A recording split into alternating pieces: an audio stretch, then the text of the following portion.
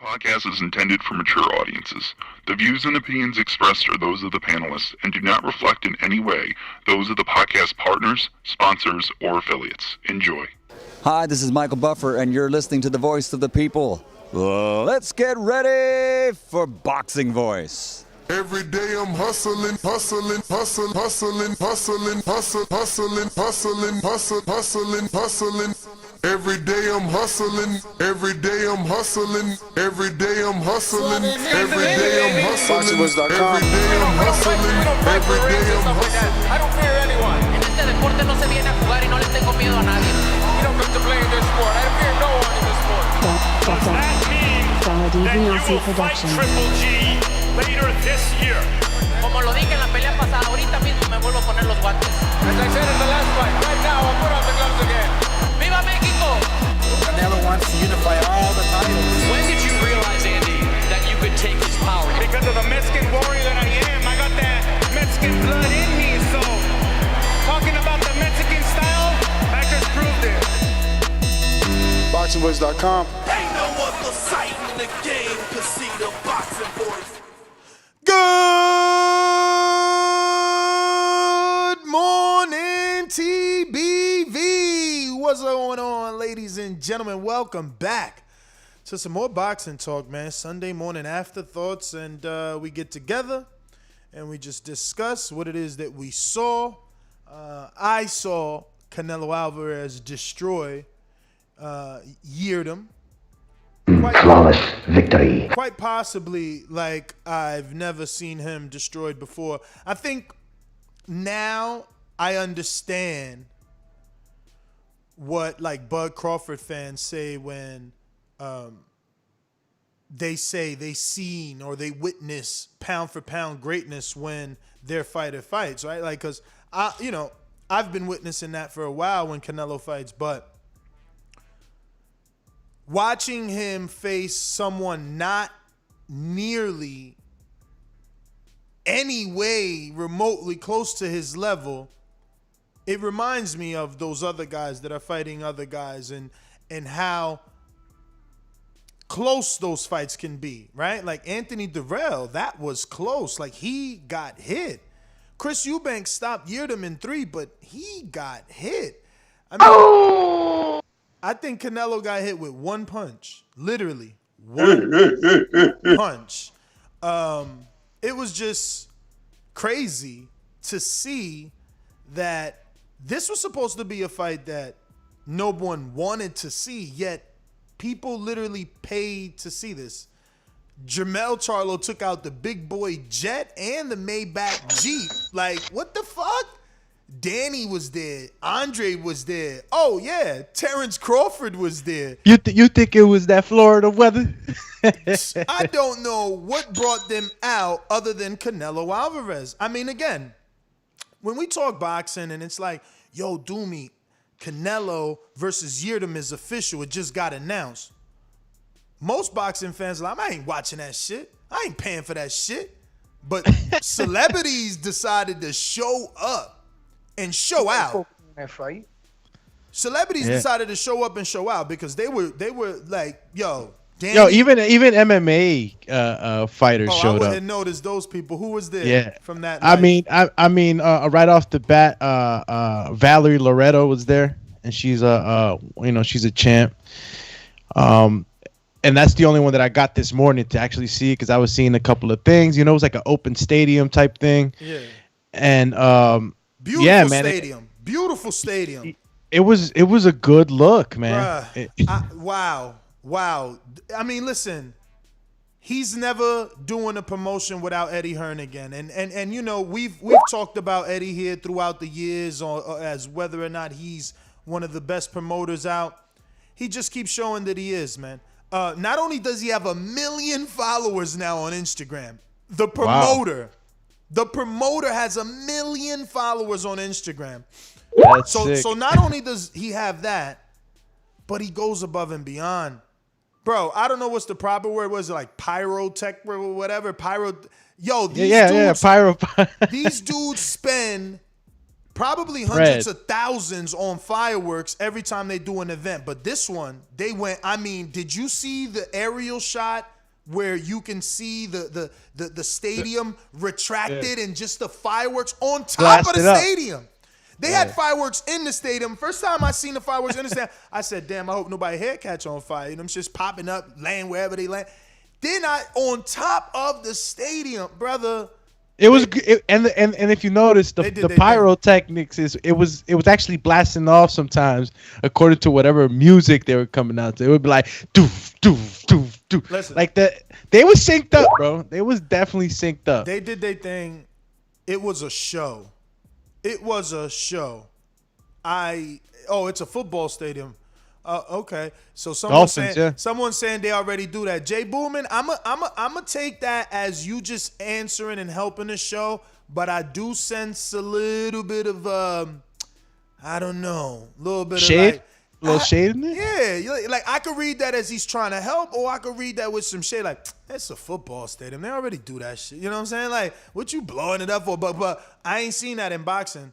AJ, we get a little fireworks, but Eddie pulled all the stops out for this one. He pulled out all the stops for this one. There's no way you can't notice that. Bruh, first of all, are you not entertained? I don't know if it was out there before we said it here, but the other day, literally in the last 7 days, I was giving J Balvin so much praise because I'm like, yo, this dude really loves boxing. He's always reposting fighters, big fighters, small fighters. He really watches boxing. The performance. All of a sudden, J Balvin's walking out Canelo. It's like, bruh, they on it, man. They fucking on it.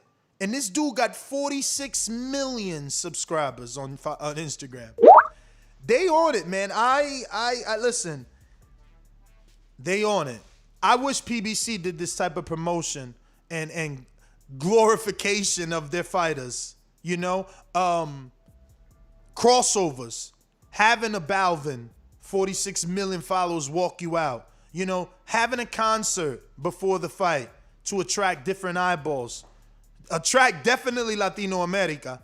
Definitely they attract Latino America. And let me tell you, I didn't like the performance at all. That performance was trash. My girl was like, yo, he's lip singing. I'm like, really? She's like, yeah. I'm like, why they got ski masks? Why he in Miami with a fucking leather coat on? Yeah, he was sweating. I wanted to go through what was that movie with Keanu Reeves back in the day where he was like he could jump into like computers and shit like that? Or Johnny Mnemonic. I wanted to do that just to hook off on Balvin and everybody on that fucking stage. The only thing that made me happy was watching the bike dude fall and then try to play it off like it was meant to be. Like he fell and then everybody's like pointing at him like, hey, yo, it was meant to be. No, it fucking wasn't. They ain't just paid that one bicyclist money to fall. They paid him to do some tricks and he fucking fell. But that made me happy.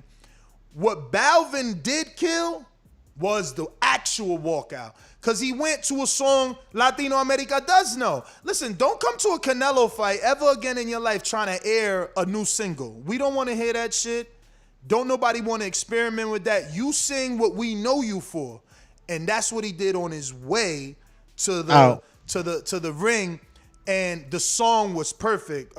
Could you translate it for them? Because it's like, you know, he basically like, yo, where's my peoples?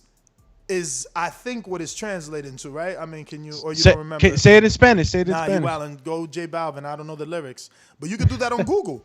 J Balvin lyrics to... I got you. What was the name of that song? Babe, what's the name of that song? Yo, Texas Bulldog, Saunders promo, same day stage like WWE. I mean, stage, he says, as if Canelo wasn't, what was he, 50-1 favorite?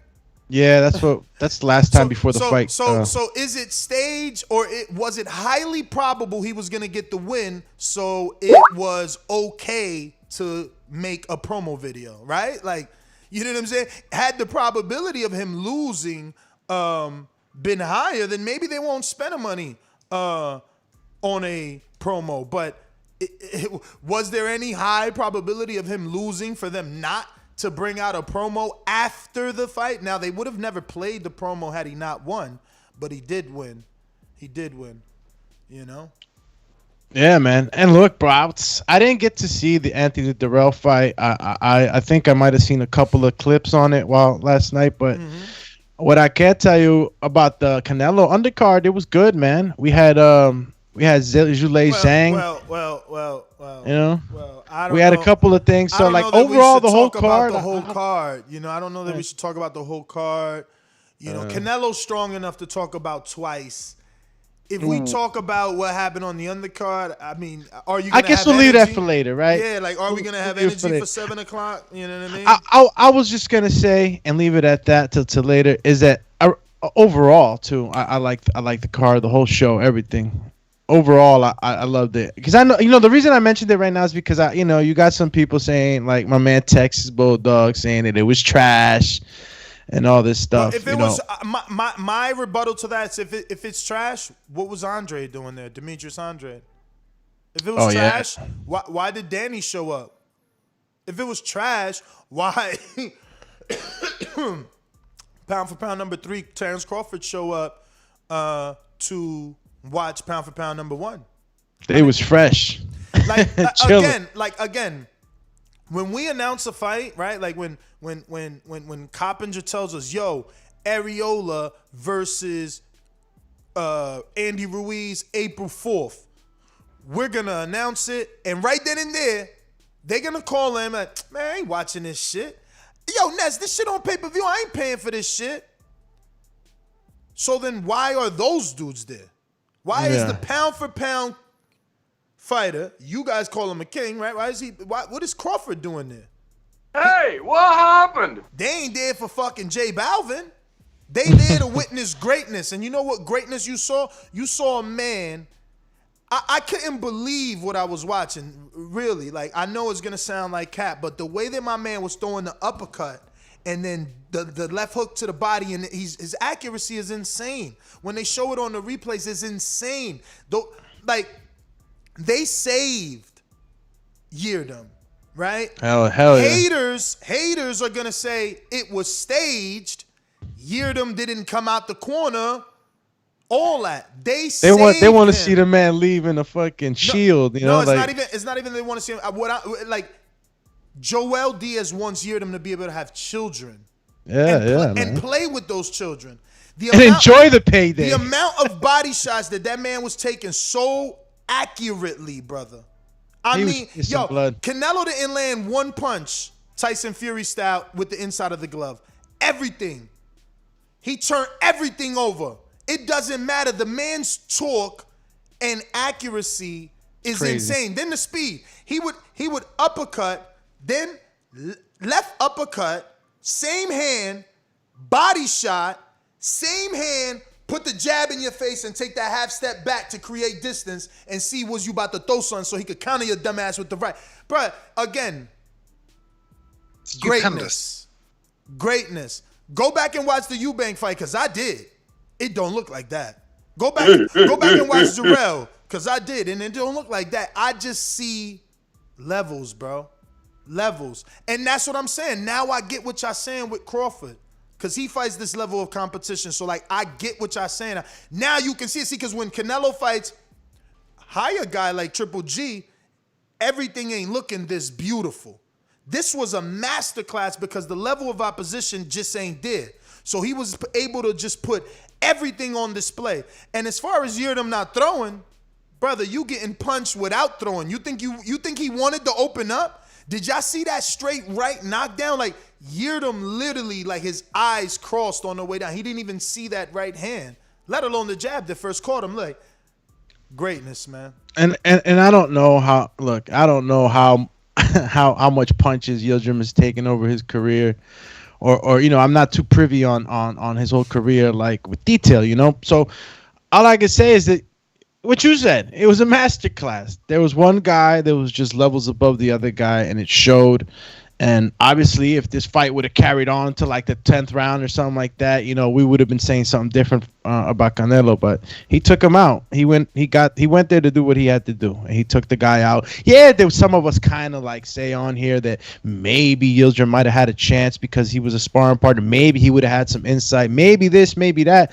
I think it was just hopeful. It was hopeful thinking, and it didn't show obviously in the fight. You know, it didn't show that he could know certain things because of his sparring, previous sparring with Canelo. So he was just outclassed big time, man. And you know, I don't know what to say to those people right now that are saying, "Oh, look, you know, it was a trash fight. It's a trash fight." But he fought his mandatory. You know, he gave a guy a chance that had been waiting for a while, and he made it right. I mean.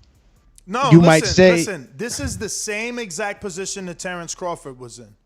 Another pound for pound great was in this very same position. He didn't wait for the mandatory to be called. He did exactly what Canelo just did. He called his mandatory, they negotiated, and he fought him. And you know why else it's identical? Because Yildirim, right, got a draw in his last fight with Anthony Durrell or something like that. No contest because of the headbutt. And Ray Robinson actually beat Velasquez.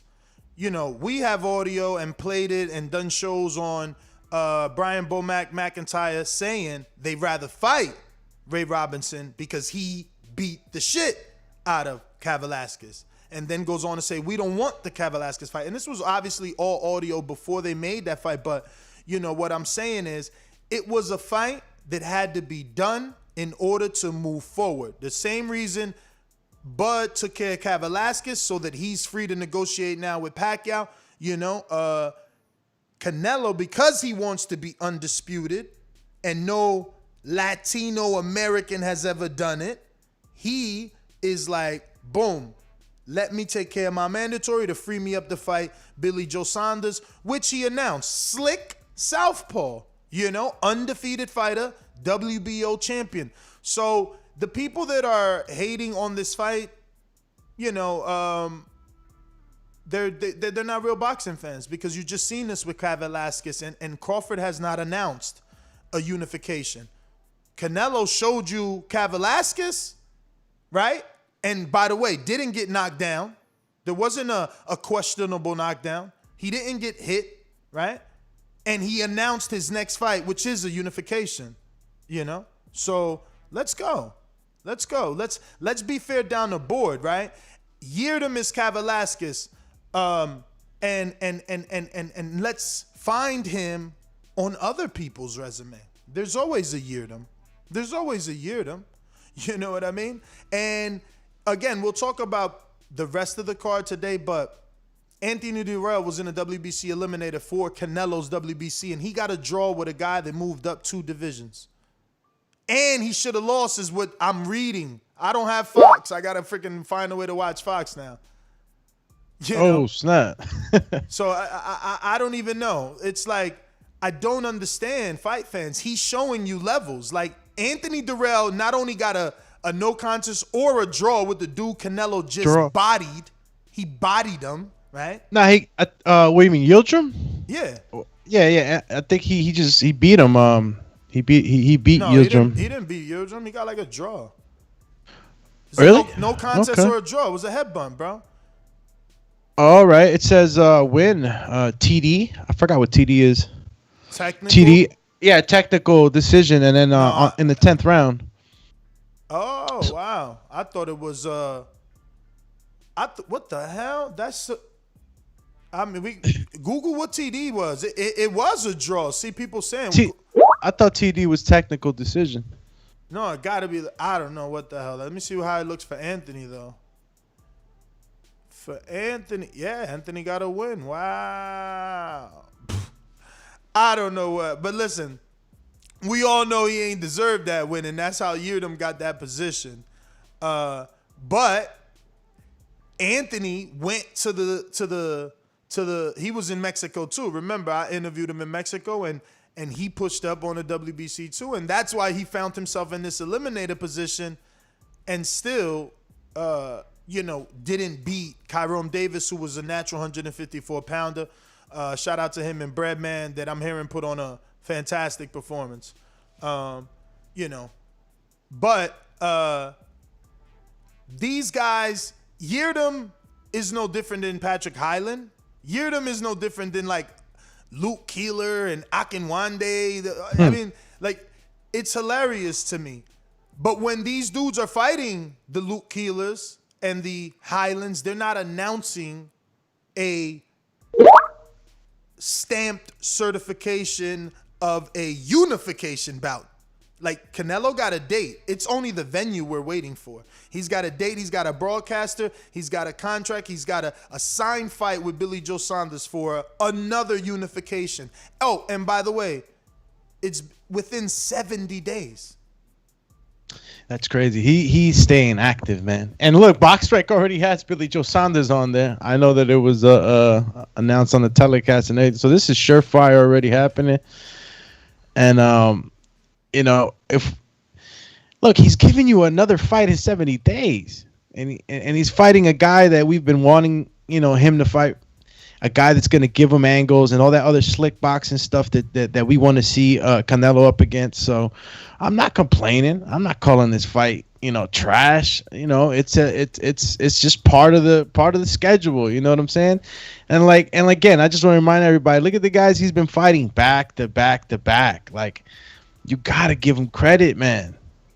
Got to give him credit. Gennady, Rocky, Fielding, Danny Jacobs, Sergey Kovalev, Callum Smith. So you got an Avni Yildirim now in there, and you're going to say, yo, it's trash. This. Again, it doesn't matter, man. I mean, people saying Show Kid specifically, and we're going to see. I'm gonna remember to ask him this question after his fight with Mario. He talking about the fight was trash. It's not hate. Lies, he says, right? So my thing is, are you gonna look this good versus Mario? And that's what like no comment. People don't factor that in until they actually fight. Can you look this good? That's when you truly start to appreciate what these fighters are doing. When you attempt to do it and see how bad you look, then you replay the fight and say, shit, he looked real good. My girl's not a boxing fan. All of us, we all have a significant other that watches the sport with us, and they give you their opinion. Comes out of nowhere. They ask you their question. You're there to help them. First thing she says is that Canelo has, like, rhythm. I said right away, soul. And she's like, no, he's just like, he's got rhythm. Like, he looks like he knows what he's doing. And it's like, yeah.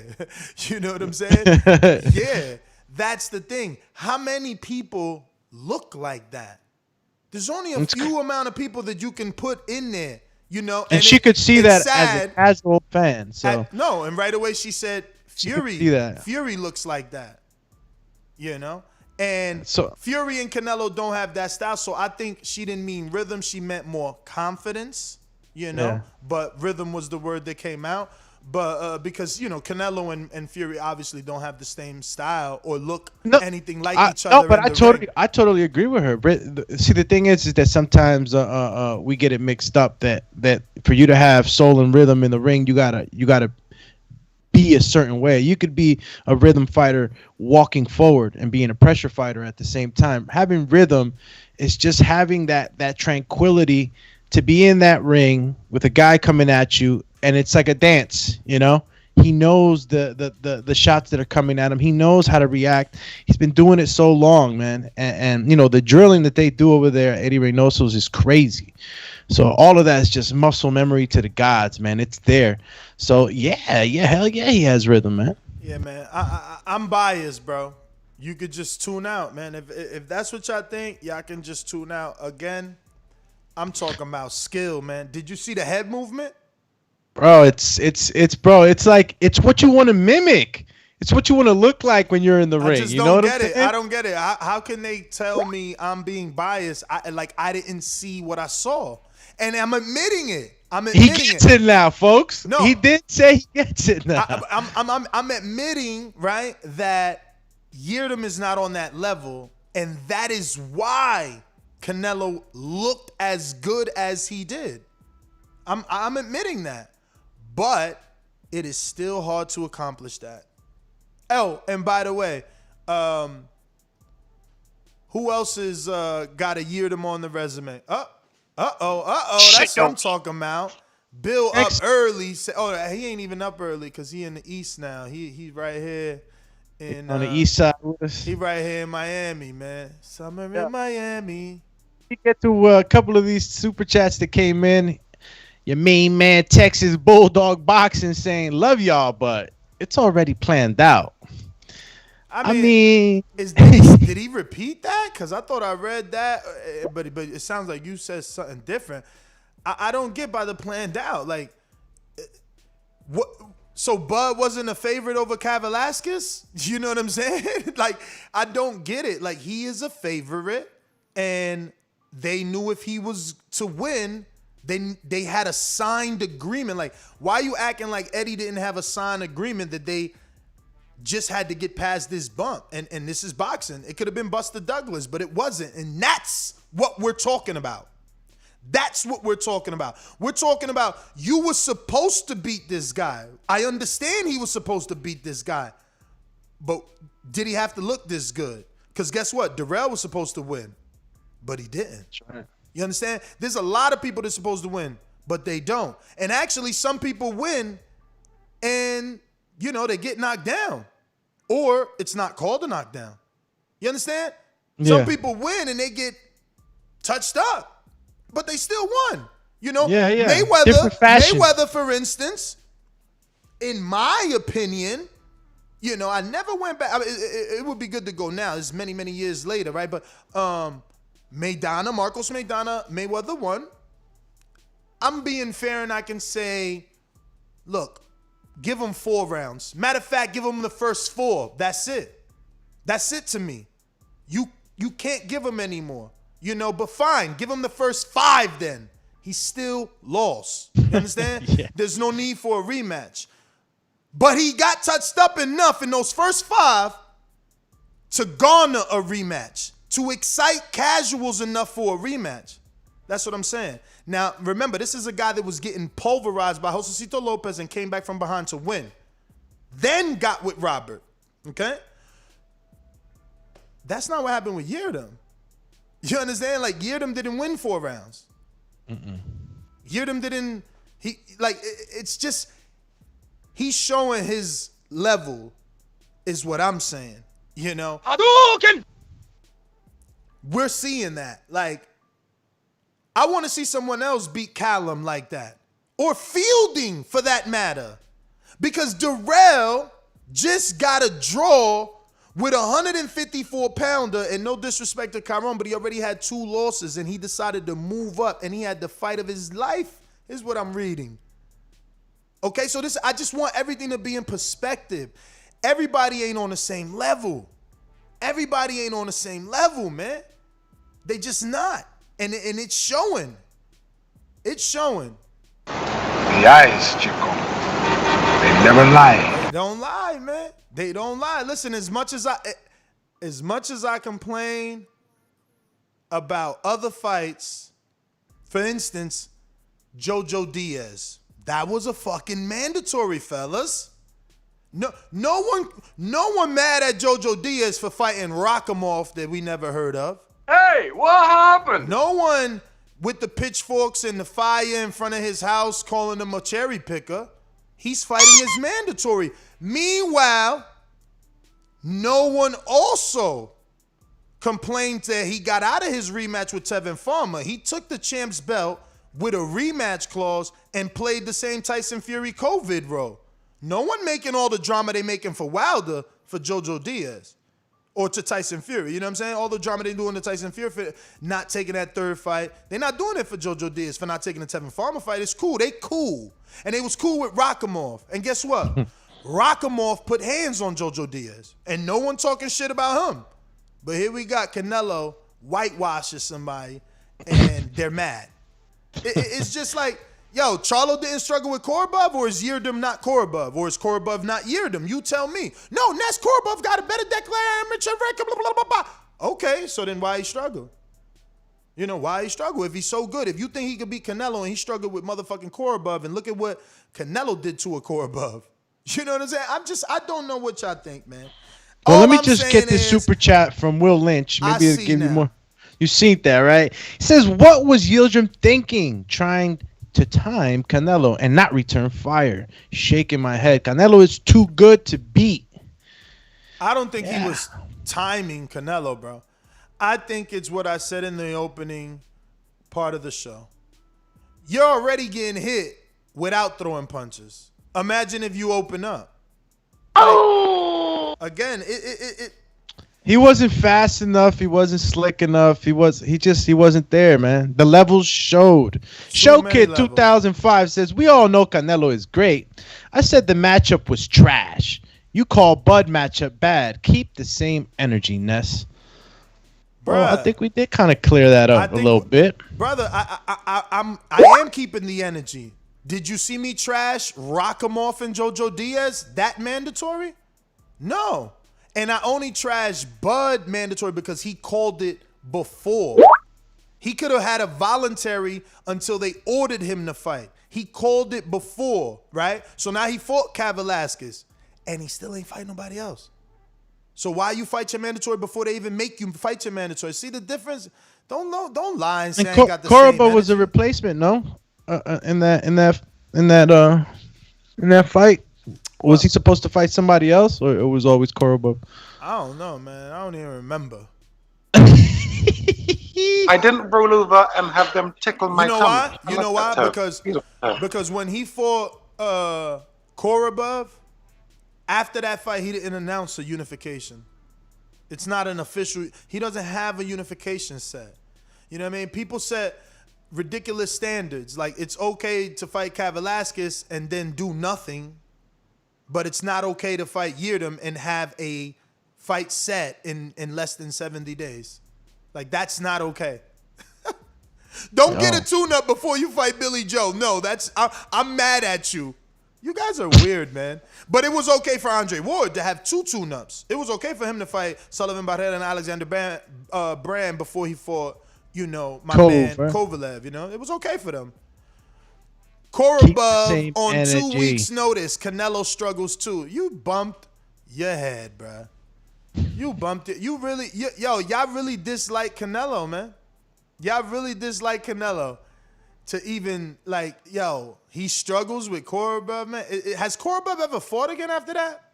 Oh, that's right. He had like a half a fight with Eubank. And then what happened after that? Oh! Ernest, he did request. You see, is that you don't even listen. You just so quick. I'm answering you for free, by the way. You know what I'm saying? But you so quick to react, you're not listening. I said Crawford requested his mandatory and did nothing after. Canelo requested and announced a fight for official unification with a slick southpaw. What's the fucking, what don't you get? Y'all so mad. Y'all so mad y'all favorite fighter don't do what mine does, man. Y'all mad. Yo, all my favorite fighters have always done greatness. You know what I'm saying? Danny, my favorite fighter, bodied the 140-pound division. Y'all got mad. You know what I'm saying? Wilder, my favorite fighter, smoked out all the cowards in the heavyweight division. Y'all was mad. You know what I'm saying? Everybody I ride with, Keith, unified before your favorite fighter, so y'all mad. And y'all cheer y'all favorite fighter on not to fight Keith, because y'all mad. But Keith beat Sean first. Keith beat Danny first. Keith was unified first. Okay? Killer combo! Y'all mad. The dudes I back, they good. Y'all just mad. I ain't got to back other dudes that I got to make excuses for. I don't got to make excuses for Canelo. He in a unification. Wasn't he just in a unification in December? Can you show me anybody's resume who's been in a unification 2 times within 6 months? I can't. I mean, even looking at Jermall. Maybe Crawford did it that one time when he undisputed, right? Maybe those fights actually fell quick enough. Like when he fought Postal, he had 2 belts, and then the Ndango was a 2-belt fight. So maybe, I don't know, maybe that was within 6 months. I don't want to keep him out the loop. Maybe he did that. But then he fought Victor Postal in July of the 23rd in 2016, and he ended up fighting Udango same year in August 19. There you go. So again, right? We call one dude pound for pound, and when the other dude is doing the same thing, even at a higher level, he's not pound for pound. Because again, quality of opponent, right? Callum ain't no fucking Victor Postal. And Ndongo ain't no fucking Billy Joe. And that's what I'm saying. But no, Crawford's pound for pound king, not Canelo. Even though they're doing the same fucking thing. Yeah, just different timing, you might say. It's cool. It's cool, though. It's cool. I like calling their bias. Let's go with this. Let's go with this super chat. Teddy B Midwest Sports Talk just sent. He says, Korobov on 2-week notice. Canelo struggles too. That's the one you read, right? And then Teddy B Midwest Sports Talk comes back again and says Willie Monroe was the original name. And that's right. And I think Willie's a southpaw. He's right. I remember that. Willie didn't drop out, but there was a testing issue. I think it got later cleared. I'm not 100% sure, but there was definitely a PD issue, and that caused Willie to, I think, get dropped or no longer mess with Al. Like, after that, he wasn't with Al no more. He's with Split T now. Some discrepancy. But, damn, my man. Brother, you mad.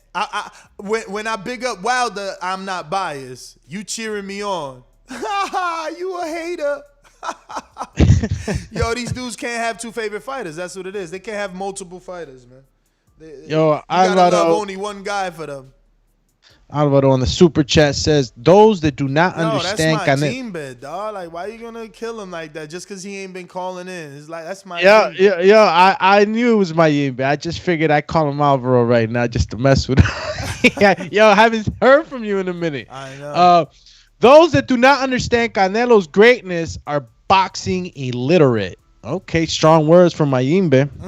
No, but he always has the, he understands, man.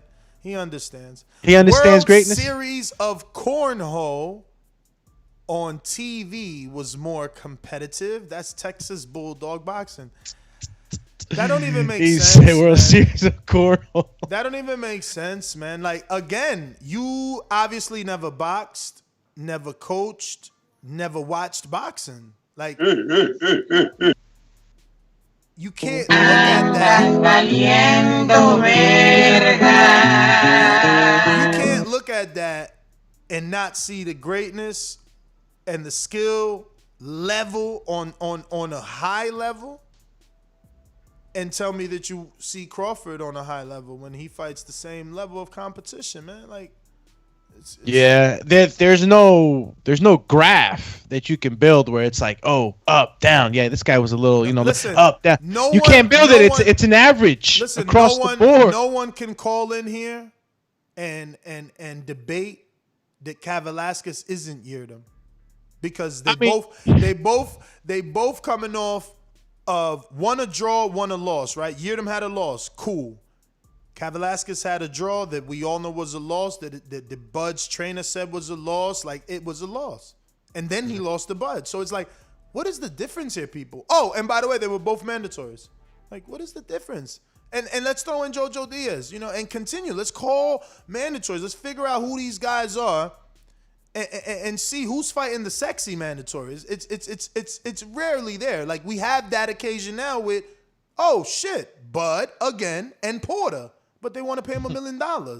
Like, come on, fellas. What are we talking about? I don't see Billy Joe in the media talking about, oh, fucking Canelo. He thinks he's going to fight me for $1 million.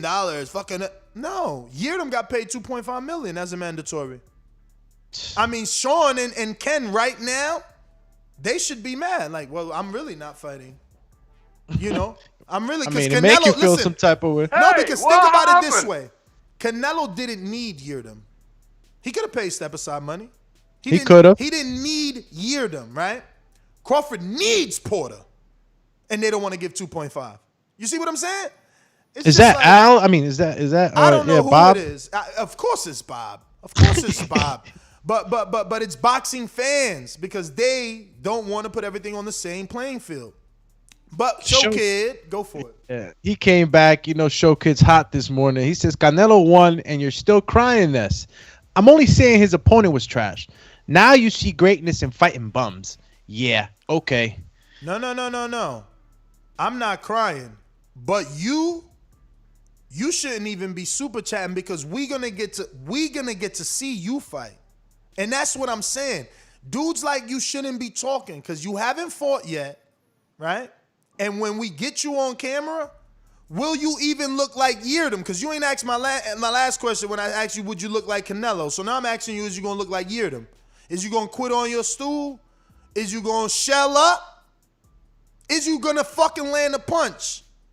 Right? Ask yourself that before you super chat about dudes that's doing it. Because that's what I'm saying. You calling him trash. So what are you if you don't even look half as good as him? You're a bum. Fuck that. Ain't no fucking bums. I mean, if I was him, I wouldn't be talking. If I was him, I wouldn't be talking because I'm about to be recorded. So you could either prove me wrong and beat Mario or be the dude that got his ass beat to Mario. So I just hope that you're super chatting in confidence of your own skill, because you will be criticized. You will be critiqued. Don't forget that. Listen, this beyond me. And then don't come back and hit us with the, oh, they do it for a living, man. I'm a refrigerator repairman. Don't nobody want to hear that. Don't nobody want to hear none of that shit. If you got a tongue to motherfucking criticize, you better have that same tongue to accept the criticism we gonna give you. You know, don't try to play it off. Man, Will Lynch coming in on the yellow, man. And look, and that's only to you. That's only to you, right? Because you about to fight, right? So again, my advice to people that's about to fight, maybe you shouldn't talk until you see how good you look. Now, regular boxing fans that's never gonna fight, that ain't gonna cross their mind, right? So they gonna get the fuck out of here. And that's now I can't criticize because I ain't getting in the ring. Fuck out of here. You ain't getting in the ring. I hear you. I hear you, champ.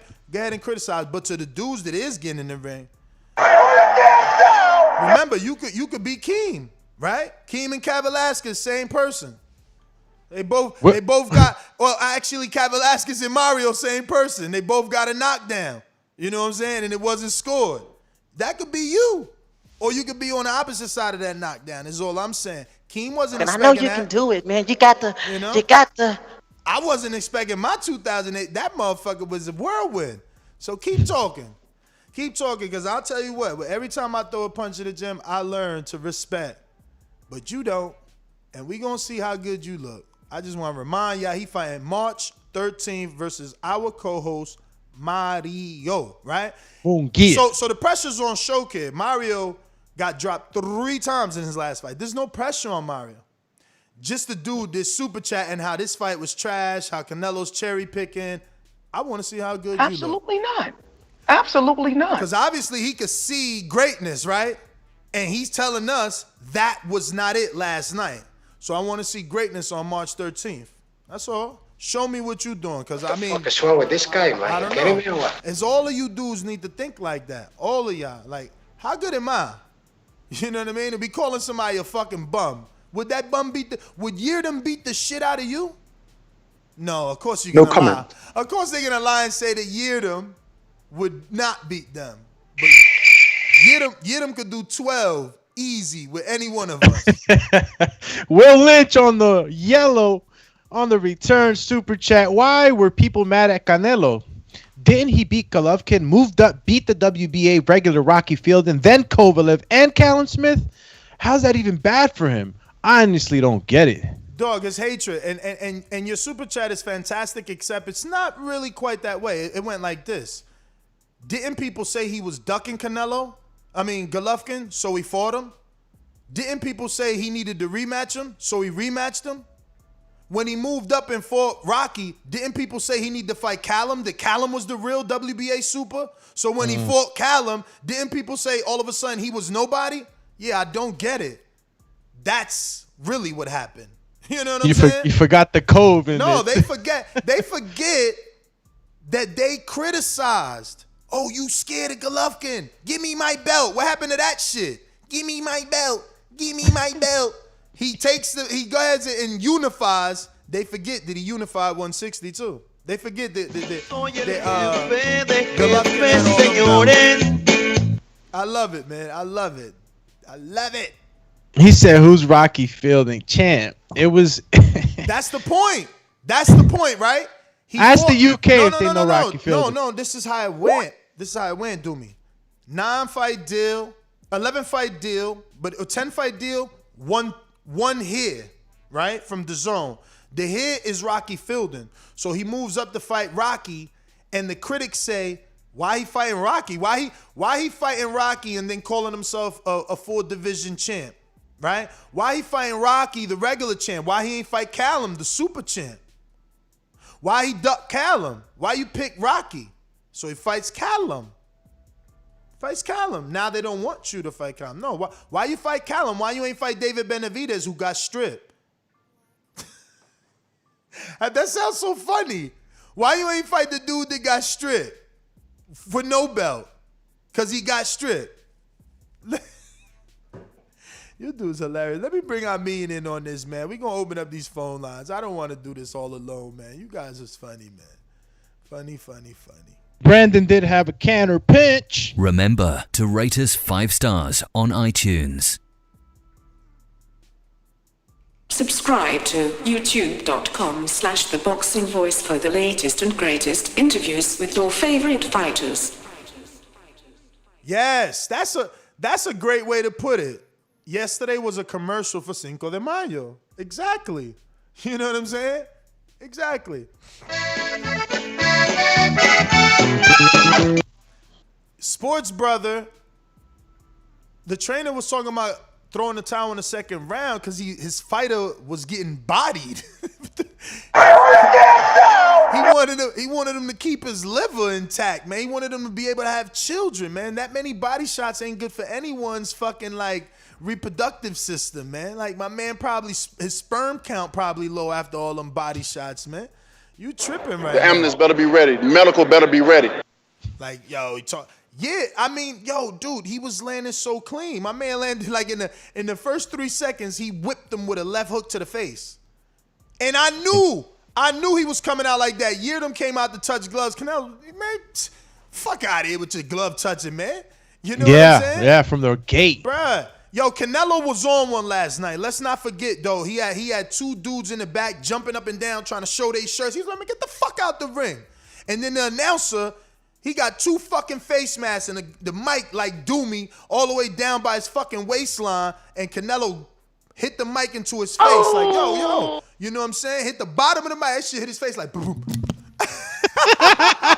Yo, Canelo was on one last night. Like, dog, this is my show. Don't fuck it up. What you doing bouncing behind me like a dummy? Get the fuck out the ring.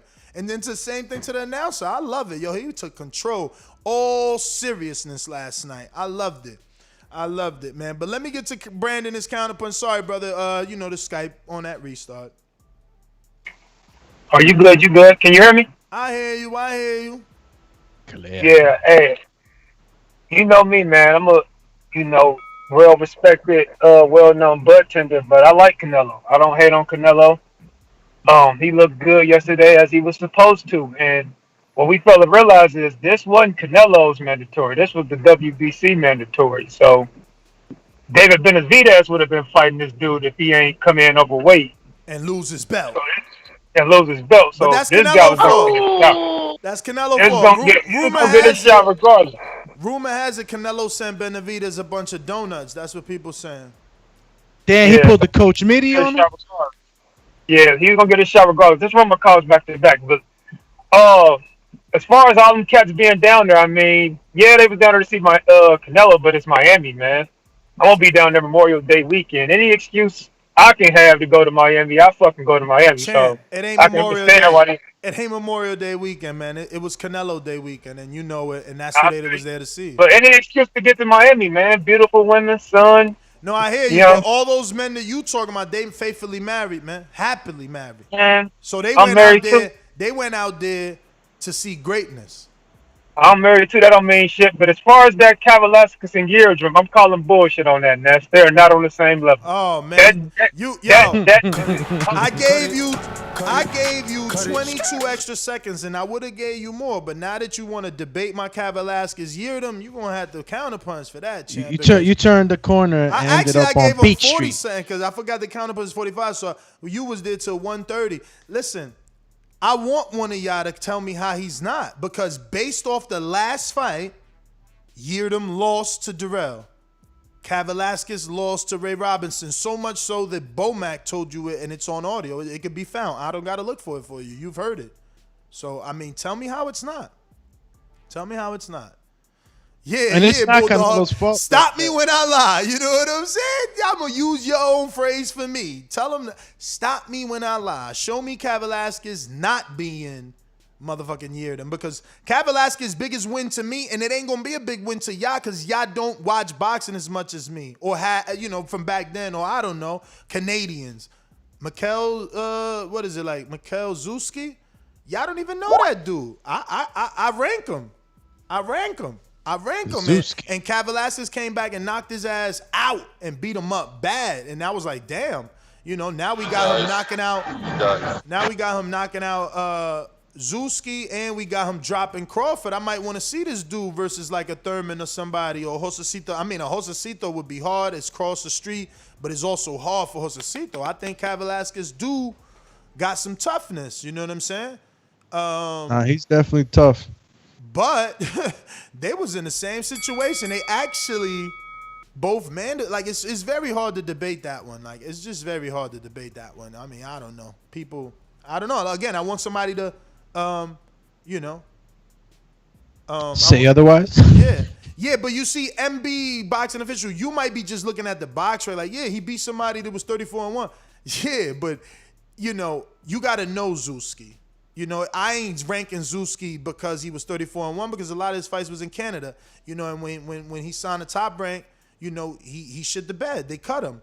You know what I mean? Then he went back to Canada and fluffed the record again and got this Cav Velasquez shot. So now he going to fluff the record again and get another shot. That's what Canadians do. Go look up Steve Claggett. You know what I'm saying?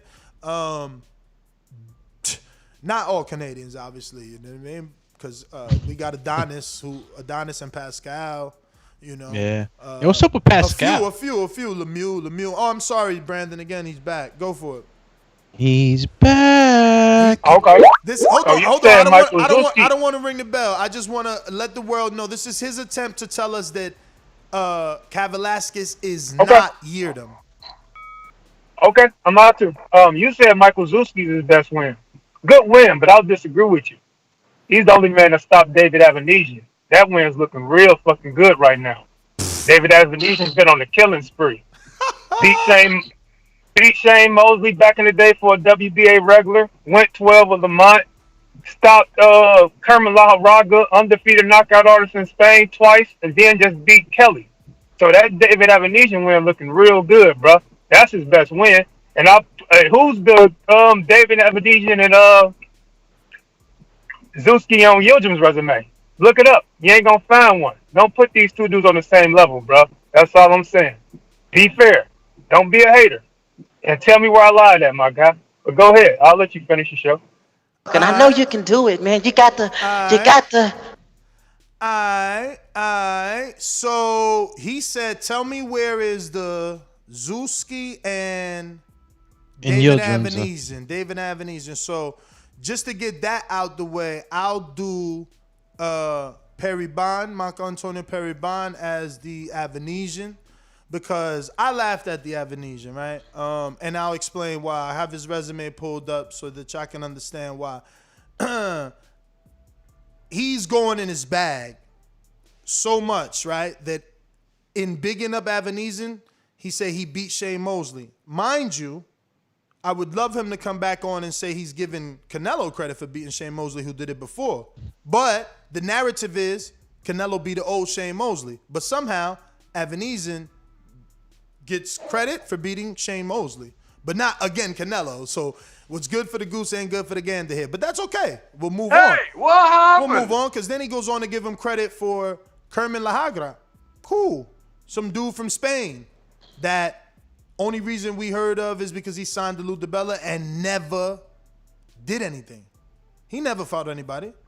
He was supposed to, that was just coming out. Like, I signed a dude that only fought in Spain, and I'm about to put him out there to y'all. He's fighting Avanesian, and oops, he loses. You know what I'm saying? So, I mean, help me. What has Kerman gone on to do? Has he done anything since shit in the bed? Or were you giving him credit? Was Laharaga all this like great because he beat Bradley Skeet? or domestic Frankie Gavin, like the UK dudes. I don't know. Are we? I mean, I don't know. I'm just asking because he going in his bag. But fuck it, Avni is a good win, even though none of us on this show, maybe the hardcore UK callers that call in, none of us on this show think that Josh Kelly, is anything but a victim. We noticed that a long time ago. We gave him massive credit for beating Carlos Molina in his 5th fight, but since that fight, he never looked the same. But Brandon now wants to say, yo, this is a big win because David Avni beat him, knowing that all of us, I would have picked Cat Velasquez to beat Kelly.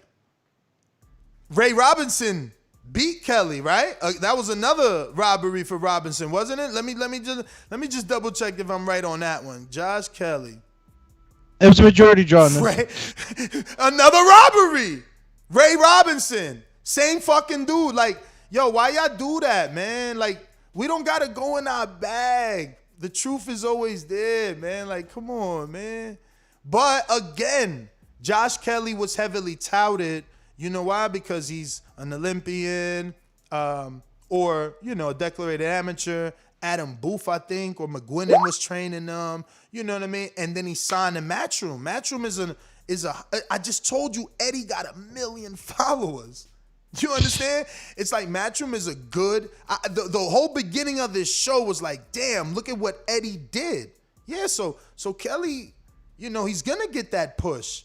Just like Dillian got that push.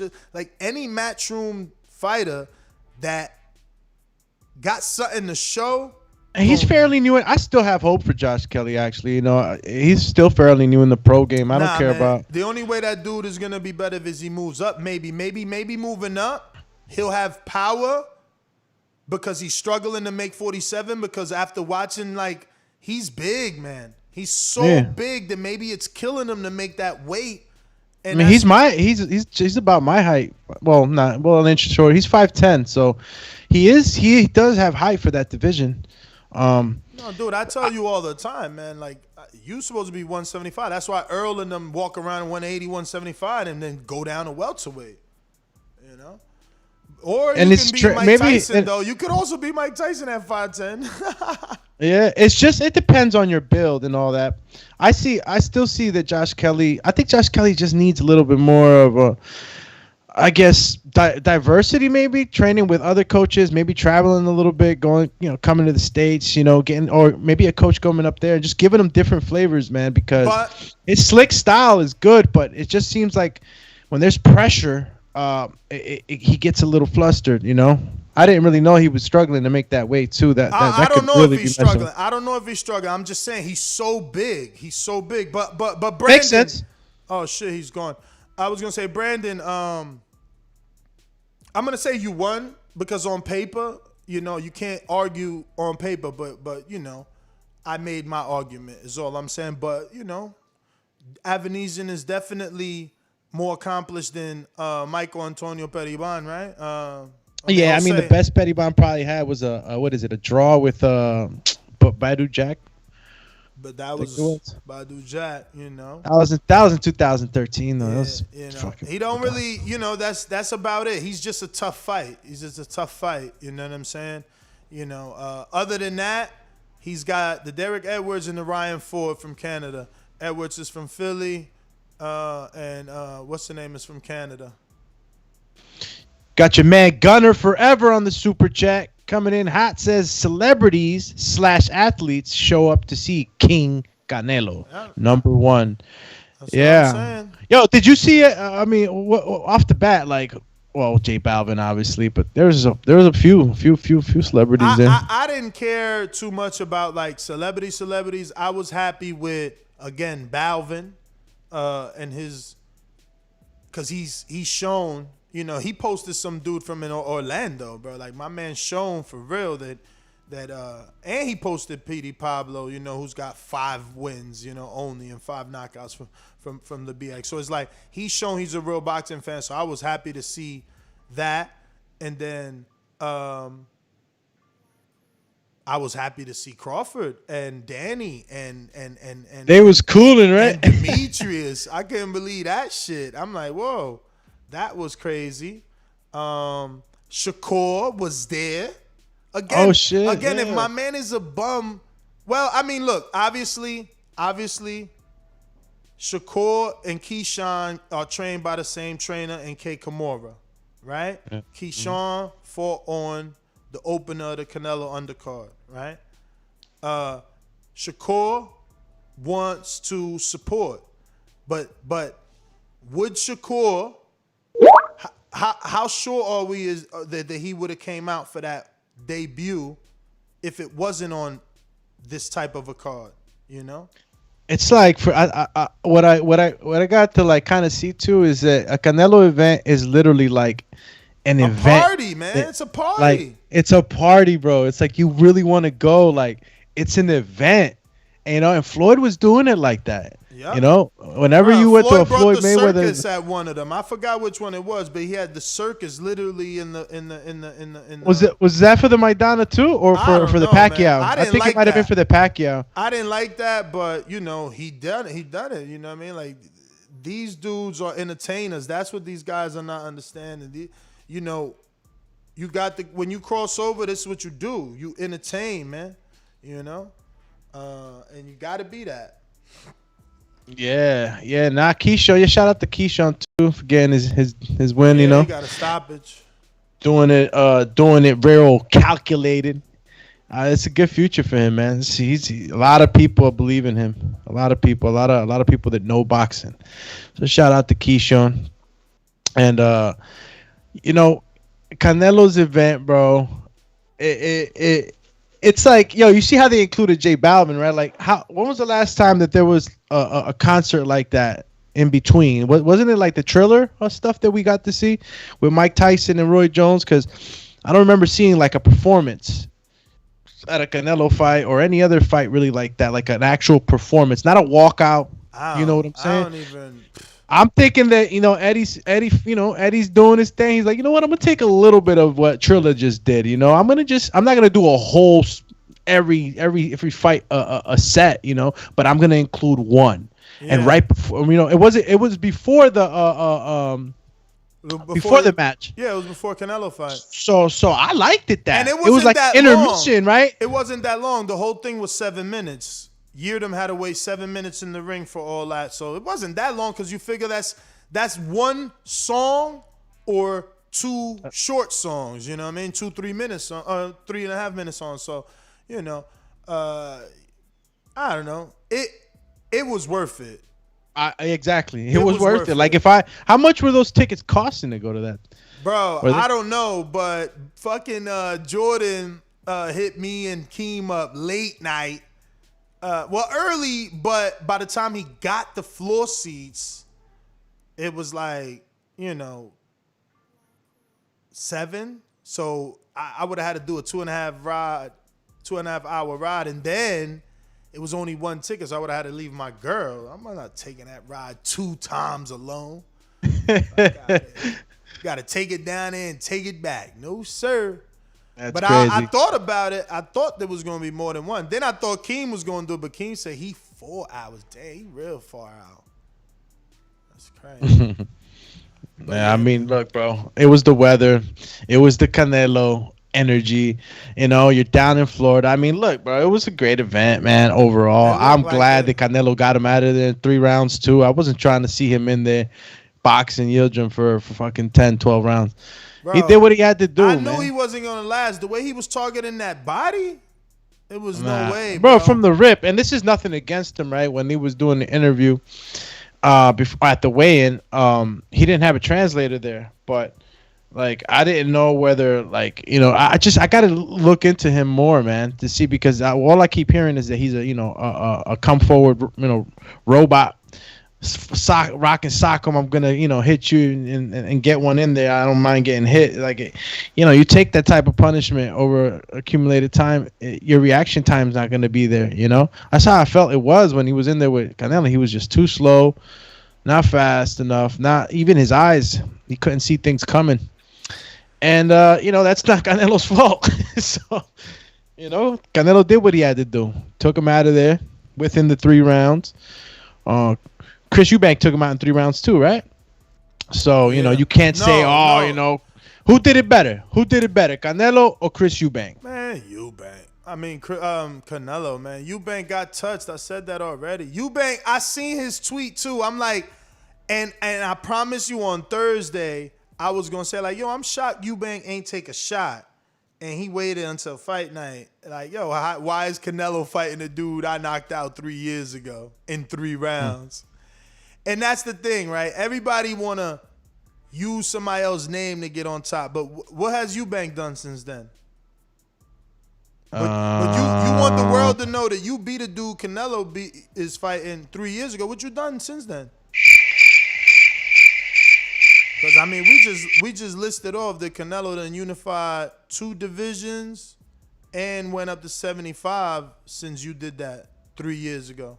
You know, he fought Gennady for unification at 160. Unified again with, I mean, damn, we forgot he unified again with Jacobs.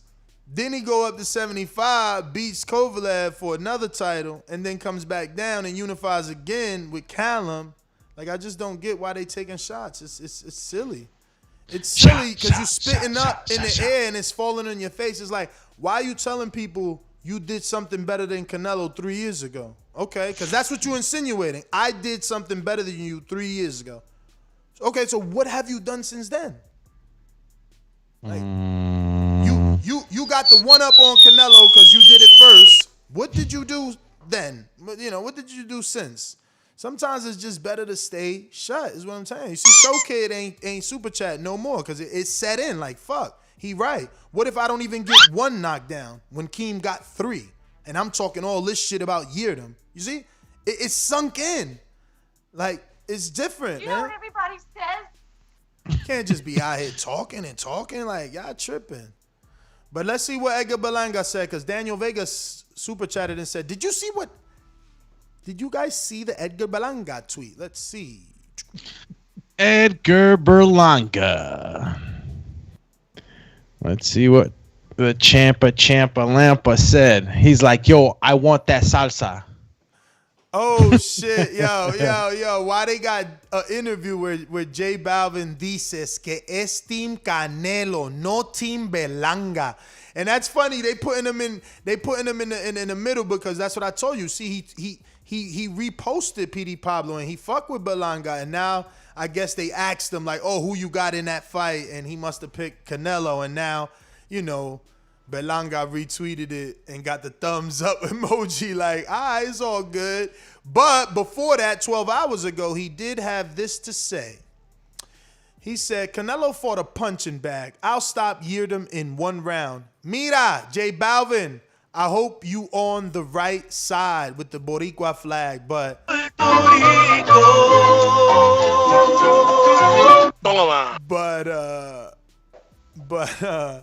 hit him with it. He's like, yo, he hit him with how many flags? With the 7 flags, champ. El Bori. Let's go, champ. Look, I'm liking Edgar Berlanga's confidence, though. And keep it between me and you. Like, well, keep it between us and the TBV fam, obviously. But you guys really think that Edgar wouldn't have stopped Yildirim in 1 round? I think he would have. I mean, we don't know. I think he would have, bro. It got to happen. Yildirim didn't show me. I'm going to be honest. It's probable, Doomy, since all his knockouts are in 1 round and Yildirim's 2 knockouts are in 3, it's probable. But then again, Canelo is high level, and that's what we're talking about. We're talking about what we witnessed, the way that he put so much punches together and clean, accurate shots. Like, he punished him. He punished him Exactly. where Edgar Berlanga in 1 round would have pummeled them and would have been. It would have been not that Canelo's shots wasn't hard, right? But I just see Edgar Berlanga's shots in these first round knockouts affecting these opponents so like so drastically. You know what I'm saying? Like, punches really, really got these guys dancing. I think Edgar would have done it. No, Yo, I don't doubt it.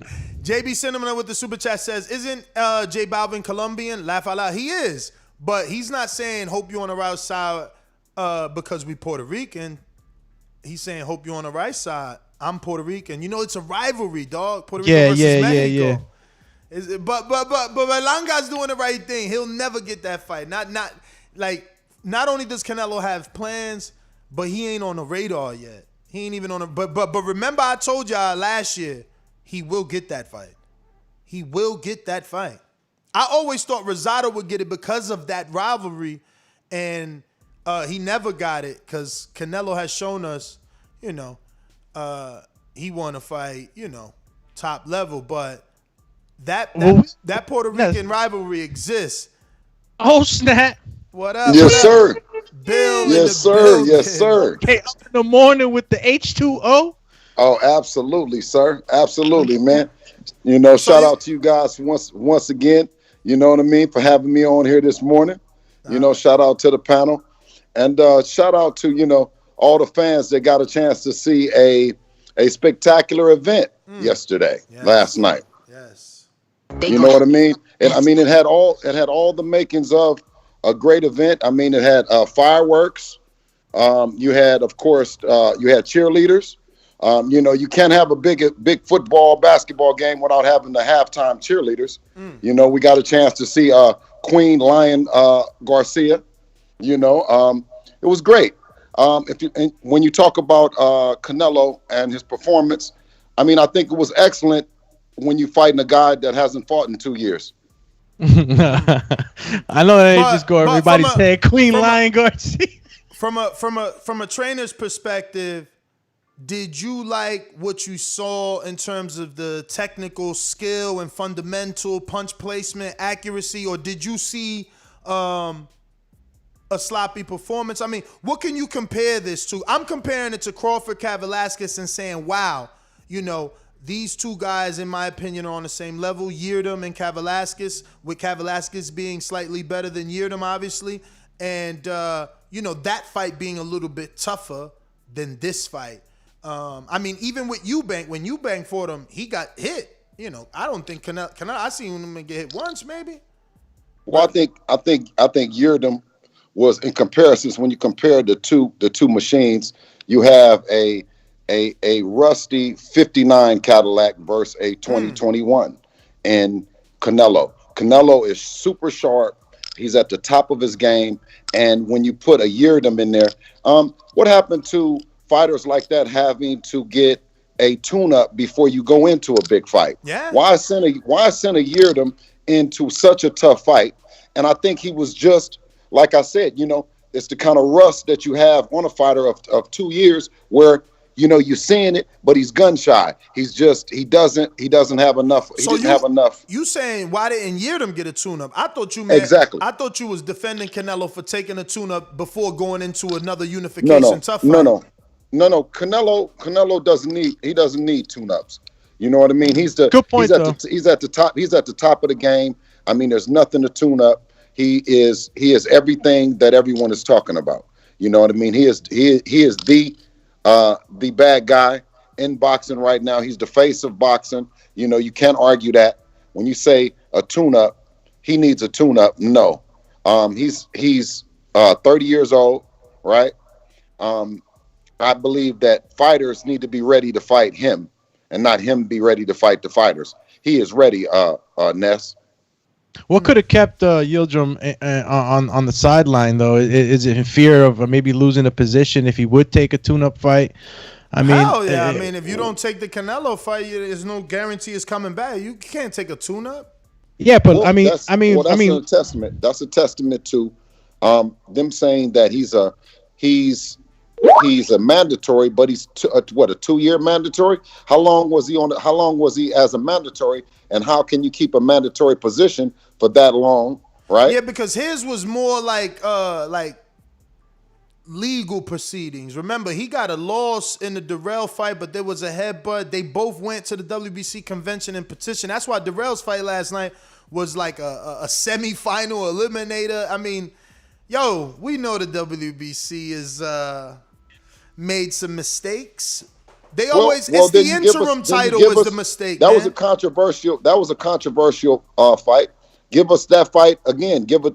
Have the Yildirim and Darrell fight again, and then the winner fight Canelo. Well, I think what happened was that Darrell went on to fight Benavidez, and get a shot at the title. So Right. Yildirim probably petition like, bro, how he get the shot at the title when because there was a headbutt. I don't know the particulars because I didn't really care. I didn't really care about that situation. I mean, because nobody would have been mad. This should have been David Benavidez. That's what the world needs to understand. Nobody told Benavidez to lose his belt on the scales. Like Canelo would have had to face him, or for the haters, they would say Canelo would have never wanted to be undisputed if Benavidez had the belt. But technically, if Benavidez didn't lose his belt on the scales, that could have been him.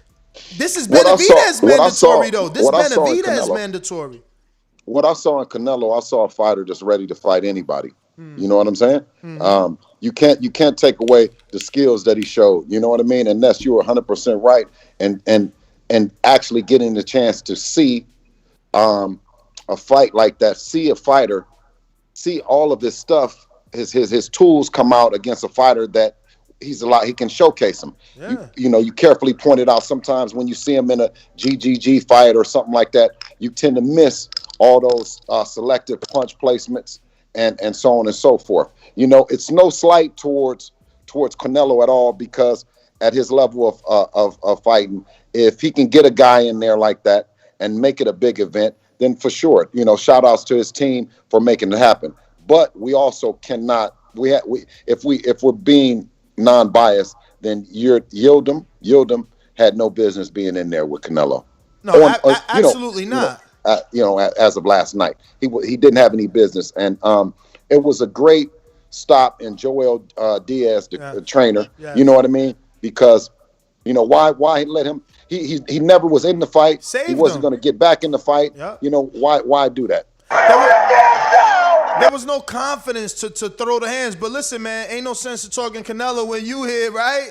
Absolutely. Your son was at the fight, and I seen that he took a picture with Crawford and Shakur and Keyshawn. I hope I'm not leaving anyone else out. And the caption was something like the present and the future of boxing. What did you think? And what's your thoughts? So obviously, I don't know if you watched the telecast because you was there live, right? Or did just Devin go and you was watching? Just Devin went. Oh, so you got to see the whole Ryan Garcia interview. Yeah, the Lion Garcia interview. Oh, Lion. You dig what I'm saying? Yeah. We call him. He's been demoted from the king, of course, because you can't be a king making up excuses in battle. So he's now Queen Lion Garcia. So, what excuse? Because from what I gathered, he wants Manny, he wants Tank, and Eddie boxed him into saying if he cannot get Tank or Manny, he should fight Devin. And, after a few back and forth, he agreed, like, yeah, I'll fight Devin. But he did go on to say numerous times and in numerous other interviews that the Devin fight doesn't interest him. And he's poking the bear saying, who has Devin fought? So tables turning here. And how do you feel about that and what he's saying? Well, who has he fought? Luke Campbell is what he's going off. Well, that Luke Campbell was going off. Luke Campbell was coming off a loss, so that wasn't necessarily impressive. You know what I mean? For him to say that it's a good win, but it's not a win that he's going off that he needs to now fight a Manny Pacquiao, and he got dropped. You know what I'm saying? So he needs to go back to the drawing board, if anything, before he fights Devin Haney, and that's what he needs to tell the truth. On numerous occasions, he has described Devin as the toughest fight, right? So now to come back that you're boxed in and to say that he hasn't fought anyone, Gamboa is a better fighter than Luke Campbell. Gamboa is a more accomplished fighter than Luke Campbell. He has a gold medal and a world title. Luke Campbell has lost every time that he's been under the bright lights on a big stage for a big fight. He lost to Ivan Mendy. He lost to Lomachenko. He has lost to Jorge Linares. Who the fuck is Luke Campbell? But a loser. I think he's going off the fact that he beat him in better fashion than all those dudes you mentioned. Well, listen, I mean, he's a loser. He beat a loser. Luke Campbell was never a world champion. He never got to the big stage. If you talk about an amateur pedigree and a gold medalist, so did Gamboa. Gamboa was a gold medalist and a world champion. So I mean, I think he's trying to use what Teofimo has said, right? And because he found that Teofimo could duck out that way, so he's just choosing another duck lane to get into. Yeah. So he also, I don't know if you caught that. Did you catch it when K Abdo, Barack, and Ak from the Sweet Scientists and Ryan was? Okay. So he was talking about the left. Well, they brought up the left hook, and he was saying that that's what him and Canelo work on is,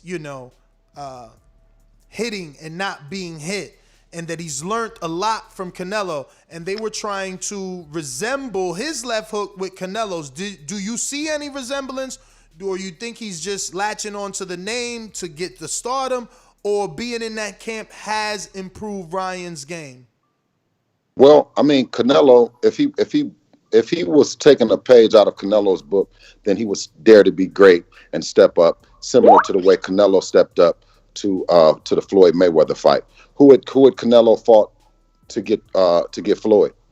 Oh nah. He fought Trout, who beat Cotto, undefeated Trout, who was the WBA champ, and then he beat Cotto for the Super and fucked up the payday. It was supposed to be Cotto, but Trout fucked it up, and still he took that fight. That's why I hate when people talk shit about Canelo. Like, he took that fight. That was a allegedly undefeated slick black fighter who just came off the biggest win of his career at the time.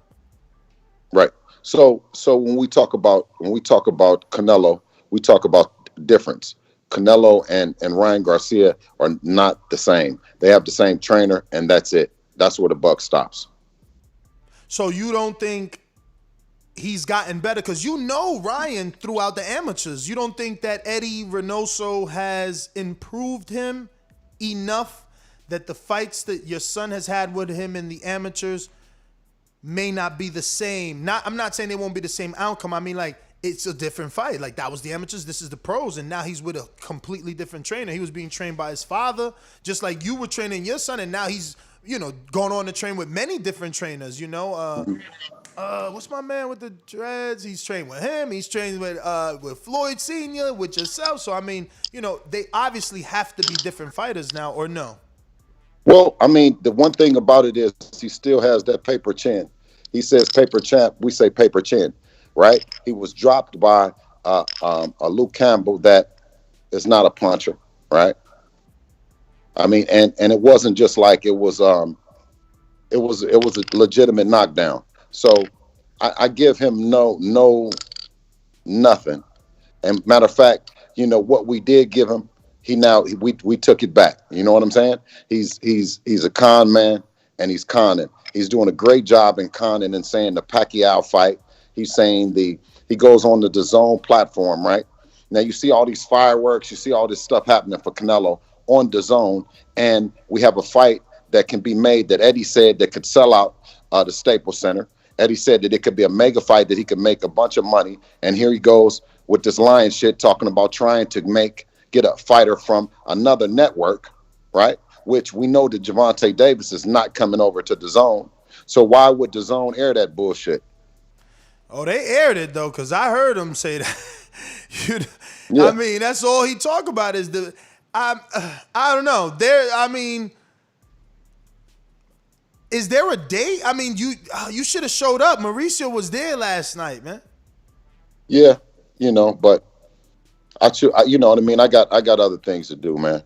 You know what I'm saying? I was on the tennis court with my son yesterday. We needed you to definitely talk to Mauricio and find out what's going on.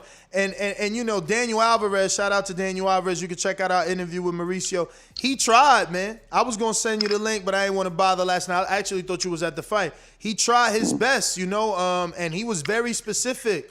Shout out to him. He did a great interview. But what I'm saying is that no matter what everyone tries to spin with the undisputed and everything, listen, if you give him that, the people still want to fight.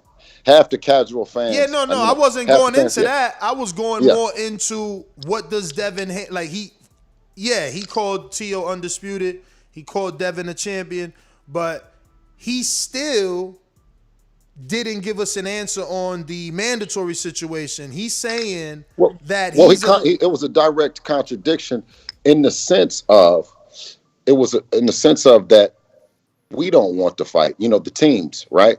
The teams and Devin Haney, right? Devin Haney and DHP, we want the fight. That's why it's very important that Devin has a representative to come out and speak for him, right? When the other guys are busy or when the messages are being, you know what I mean, convoluted to say. We want the fight with Ryan Garcia. We want it now. When you talk about a great event in Miami with the 15,000 plus fans, sold out attendance, we have no excuse to say that the fans can't be there. You were in a packed arena. You know what I'm saying? So Eddie said that the fight could sell out the Staples Center, right? He told them, right? And only thing that I can say is in our defense is that our side on camera talked to Ryan Garcia and told him that we want to fight. So what Mauricio is saying is a contradiction to what Eddie is saying, or Eddie is a contradiction from what Eddie is saying to Mauricio. My thing is, how long does the champion wait? Like, when do you send something to Mauricio and say, look, we the champ, we need to move on. We're going to fight Linares since, you know, or we need to move to our next mandatory of Javier since, like, how long do you wait for Ryan? Like, he got y'all waiting, basically. No, not at all. I think, you know, I mean, it was informally announced that the date for Devin was like at the end of April 20th, 20-something, you know, whatever weekend that is, the third weekend in April. So, you know, of course, we're not. Third weekend in April versus who? Well, we just got the date. We got the date confirmed, the hard date. Now it's negotiating being going on for Linares, right? As far as I'm understanding, and Linares, we're waiting for Linares to sign. All right. Do you think Ryan is gonna accept Linares as a credible win for your son when Campbell, you know, fought him and lost to Linares? Who did you said Lion, or did you say what's his name? I mean, because I don't recognize Ryan anymore. Mr. Garcia. I don't want to disrespect anybody, you know. Okay. All right.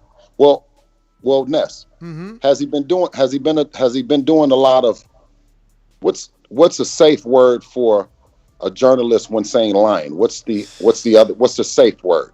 Let's give it. Clout chasing. Misleading. Clout chasing. Okay. Clout chasing. All right. Misleading. Is he doing a little bit of misleading, Ness? I mean, yes, absolutely. Okay, that's absolutely. all. That's all. Absolutely. That's because all. You know, at one point he was saying the Tank fight. Now Tank out here announcing that he gonna fight somebody in another division, and it ain't down, and it's gonna be a new title. So obviously it ain't Ryan. I don't know, man. When asked about Fortuna, he said it's going backwards, right? He said that. Who, Ryan did? Yeah, Ryan did. He said it would be going backwards, right? He says it's tank or nothing, right? And the thing that I say about that is for Dazn, a network that we're on, right? And we try to bring the best fight that can happen to Dazn, right? And I think that because Devin is and has done that, we're not misleading the network in the sense of making the best fight to happen, you know? No, I mean, I'm shocked that the network hasn't used their influence, whether that's financially or, you know, drawing the line. Because you're right. I guess from the network standpoint, it's like, yo, you fight for us, but you keep talking about fights that we probably aren't going to be a part of unless they strike a nice deal. Isn't Pacquiao still with Al for one fight? Right. Pacquiao has not came out and said anything about Ryan. Right. He's not saying that he's going to fight Ryan. Did you hear that Oscar De La Hoya said that it was all for Instagram? I seen things like that. I did see things. I didn't see it from Oscar, but I seen other people talking about Oscar saying it like that. When we did a show on it, they were sending in the chat like, Ness, did you see Oscar said? But I didn't go seek the link. Is what I want to be clear on. Okay. So yes, well, you also heard Ryan defending his position as he heard Oscar say it, right? And how can you believe anything Ryan Garcia is saying at this point in time? You know what I mean, right? He was talking about the Tank Davis fight. Then Tank was talking about the Ryan and Tank fight. Then he stopped talking about the Tank Davis fight and said he wants Manny Pacquiao. Yeah. De La Hoya came out and said that was all for Instagram. Then he goes back to start saying that he wants Tank, right? He wants a fighter that he cannot get, that no one is negotiating with him. You have the promoter in Devin Haney, right, standing there talking to you about making a fight, telling you that you would make a wealth of money, telling you that the fight could be in your backyard. What else can happen for Queen Lion Garcia? So that's why you're saying the contradiction, because in the interview that we did with Mauricio yesterday, he says that the reason the Ryan Devin fight isn't happening is because both parties have agreed that they want that fight to be staged with where it could have massive fans, There you go, Ness. And on camera, they said Staples Center. So LA isn't open though. No. But the simple fact of is that Eddie says one thing, right? Mauricio says one thing, right? And then you see some contradictions in it. I'm here and representing Devin and saying is that we will go, whether it be Texas that's open, whether it be Florida that's open. That's right. We don't need it to be in Staples Center. I'm here to represent Devin and to say that we would fight him, now and not next. And he doesn't have an opponent. Devin doesn't have an opponent, right? It's a great build up, a great time to fight. Right. And the sense of when I said that Canelo. You got another call? Yeah. So if you're just joining us, we're live with Bill Haney, which is the manager and father of Devin Haney, who represents DHP. And we're talking Ryan Garcia versus Devin Haney and why this fight hasn't happened and why Dazn isn't putting the pressure on Golden Boy and Ryan Garcia to make this fight. It is one of the biggest fights that Dazn could make in 135-pound division, Bill. I mean, obviously, the biggest fight for you and your family would be Teofimo for all the belts, but this is more realistic. You both are on the same network. Why would you be negotiating with Linares if Ryan still doesn't have anything official? And that's the whole thing is that Eddie, damn it. So, hold on, let me see. Okay, let me see. I hit the wrong button. Hello? Hey, what happened? We hear okay, you. here. Okay, here. I'm here. So that's the whole thing, right? In the sense of that, Eddie is negotiating with Linares, right, for the fight. We're saying, DHP is saying is we want Teofimo Lopez. We're vocal about that. We didn't go off to the side and let Eddie speak and let the narrative be that it's okay for Teofimo to duck us, right? We also are bringing it to the light to the people, right? Is that we want, because now it's no sense in talking about Teofimo Lopez and the Cambosos fight is already paid for, right? Yeah. So now, right, we're looking at Ryan Garcia, right? It's a big fight, right? It's a fight that the people want to see. It's a fight that would generate a ton of revenue for both families, right? So, what's the problem? Do you think Texas is the better location since Ryan is, a Mexican American Texan, right? I mean, not Texan, but Mexican American, and Earl does very well in that area, so Devin should be able to pull in? Or do you think Florida and what we've seen in Miami is the better location? Because I talked about 50. Is he Mexican? I mean, Mexican American. Or is he lying about that?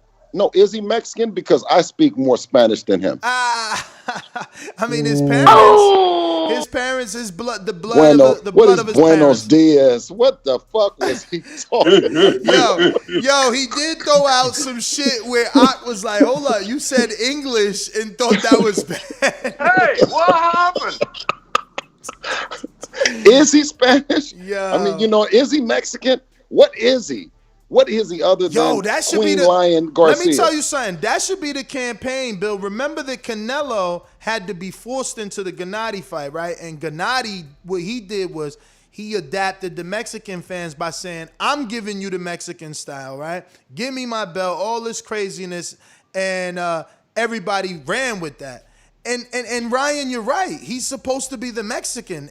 The Mexican way is to fight everyone, to be the warrior. And, Marquez, who wasn't your typical Mexican, still gave you every fight you wanted. I mean, he fought everybody. He fought Floyd. He fought Pacquiao. He fought Bradley. He fought Pacquiao 4 times. Morales, same thing. Like, you can't really mention a Mexican and think of them ducking. You know what I mean? So I know it's so. You know what? It's bittersweet for me to discuss that because to call any Mexican a duck, because we started in Tijuana, right? And we know what the Mexican community represents in terms of this boxing and their love for boxing and straightforward. You know what I mean? Straightforward, just get him. You know what I mean? And he's not representing a Mexican style or approach, you know what I mean, to his boxing career. And when I say get him, S-O, right? Right? I heard that. So, am I saying it right? Hell no. Eso for me is like that, but he's more central, so he's closer to Mexico. What is that for y'all? Eso, that's like, that's what I'm talking about. Eso. Okay. Yeah, because you see, I'm Caribbean, I'm Latin, but from the Caribbeans and different idioms, different idioms. Okay. So eso for mean like dame eso, like give me that. You know what I'm saying? Give me that. Yeah. Oh, okay. Okay. Well, yeah, we would always hear, fighters that came forward and was pressuring Devin. Eso, right? Yeah. That's what they want. That's what they wanted. Yeah. So in that sense that, we don't, and that's what I mean in terms of the Mexican straightforward, go get them. You know what I mean? That, and us being from the West Coast, born and raised in the Bay Area, right? I've never seen anything like this Lion Garcia guy. I've never seen anything like it. Never. I've never seen this. You know what I mean? So blatant. Like, you can talk about Canelo, right? People can talk about Canelo, but it's not the same. Canelo is way more accomplished when he got to the point to make the decisions that he made to do the fights that he did. Ryan Garcia is nowhere, not even a little bit as accomplished as Canelo at this point, in order to call himself a shot caller, right? You know what I mean? A shot caller, and he ain't got his knife dirty. I hope that didn't go over your head. Nah, I hear you. You feel he hasn't achieved the necessary accomplishments in the sport to be dictating. But we just had Ak on here from the Sweet Scientist, and when we were debating with him, our position on what we believed of Ryan, he said, bro, I can't tell you on air, but I'm sure Bill, but he says Ryan did very well in that Luke Campbell fight. And Dazn is very happy with Ryan and the way that Luke Campbell fight, played out for them. They got a ton of subscribers, and that fight was Dazn UK, and they were happy. So I don't know. You might know more than us, but my thing is, are they going to air another Ryan fight that isn't Devin, Tank, Pacquiao? The word on the curb is that they're not, that they're pretty firm with him on making a fight happen. That, you know, that's a DAZN quality fight, right? You know what I mean? I don't know. He's just, like I said, he's in the position that he's in because for a reason. He's not approaching it like a fighter. He's more approaching it as a YouTuber, right? You know, he's getting money with endorsements, which are great. You know, anytime that his family can get any money, you know, I don't knock that. You know what I mean? But when you come and you say that, what has Devin done? What have you did, my man? I mean, in all seriousness, other than be the guy that lost every time that he was put on the stage. You know, so he fails to mention, you know, when you can't talk the talk if you haven't walked the walk. I think he's using Teofimo Lopez's talking points and adopting them for himself, and it's backfiring on him.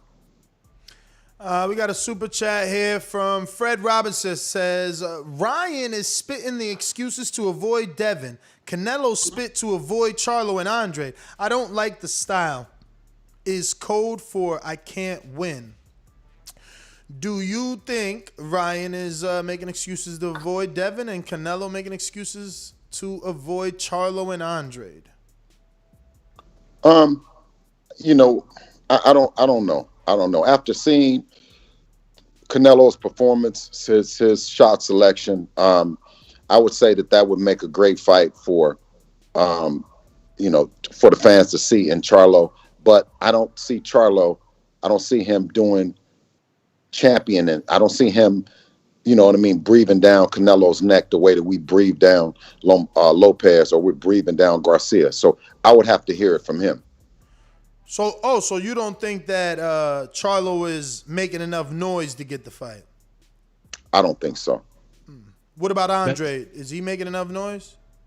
I know that every chance that Andrade has got to mention it, he keeps asking for the fight. He's begging Eddie for the fight. He's on the same. Now we're on the same network as you know, Canelo. So it's a fight that should happen.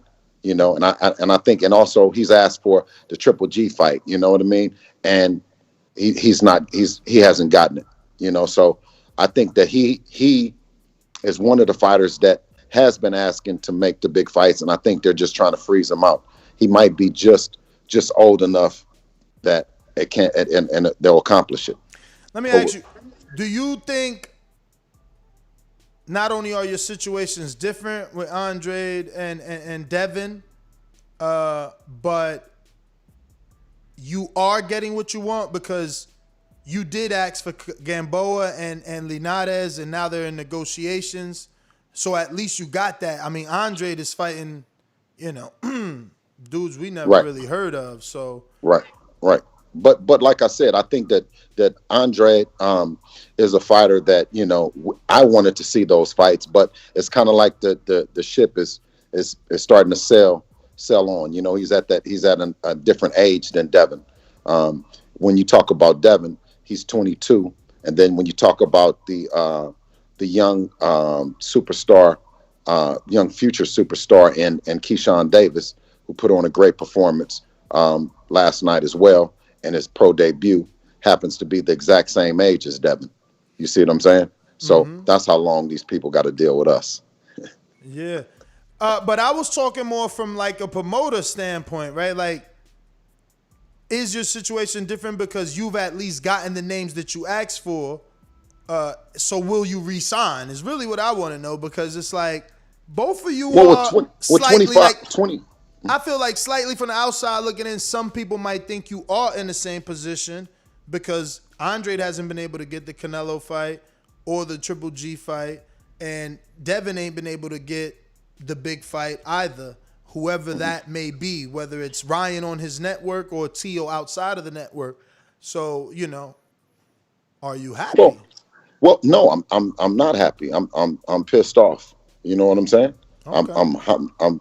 I'm fucking upset about it, but I'm also patient in the sense that Devin is the youngest of the bunch. And when you talk about 22, you talk about he's the same age is the gentleman that, like I said, that fought Saturday, and Keyshawn Davis. So I'm saying is that they have a lot more of a problem dealing with us in terms of deflecting and ducking and all those things by Devin being so young, right?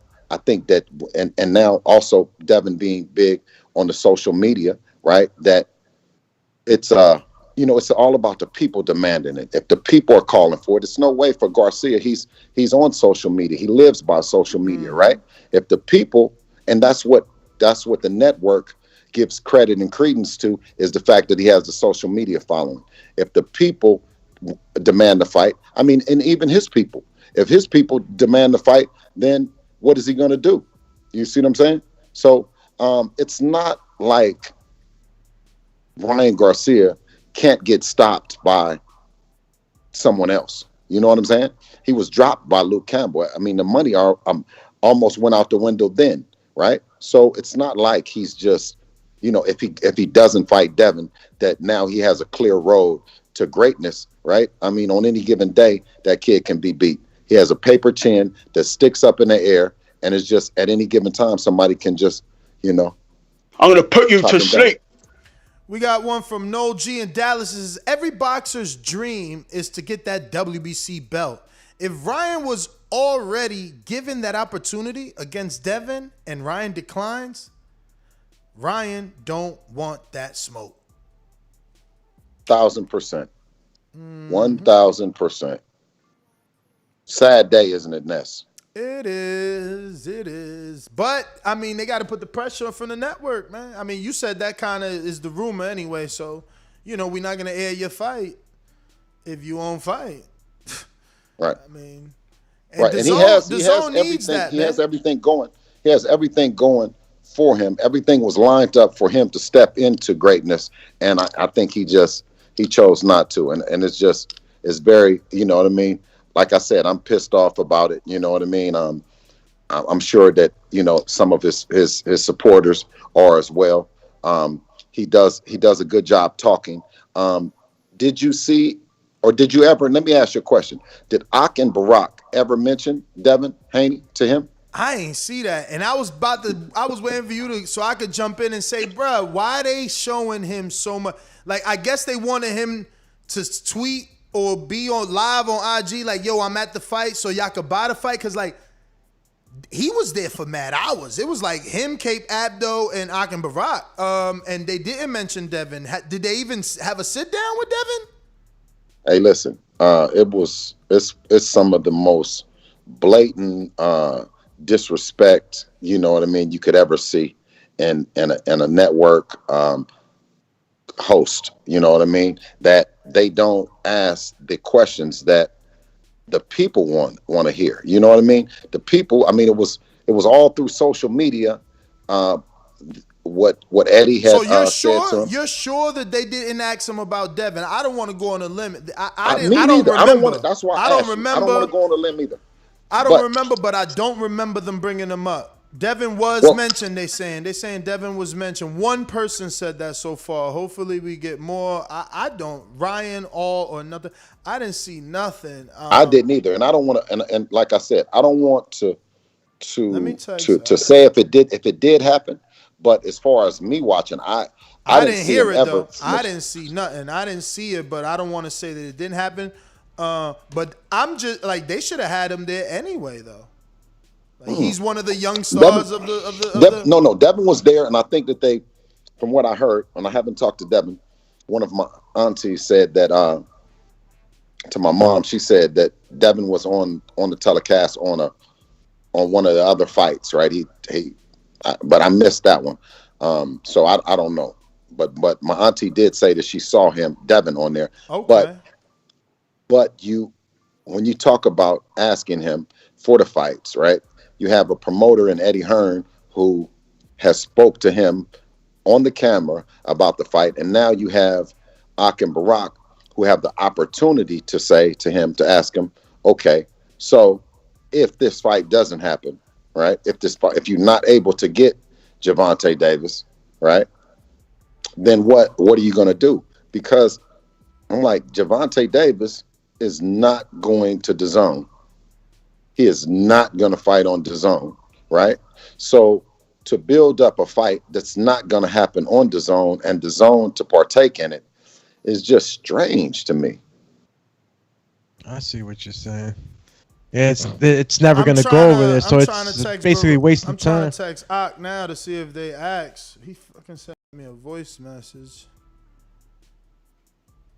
I mean, I think that also, like, when it was a Canelo night and they were keeping things light. I don't think that, that Ak or Barack or K. Abdul, for that matter, was going to go ahead and put those questions forth. It was I wouldn't have expected it.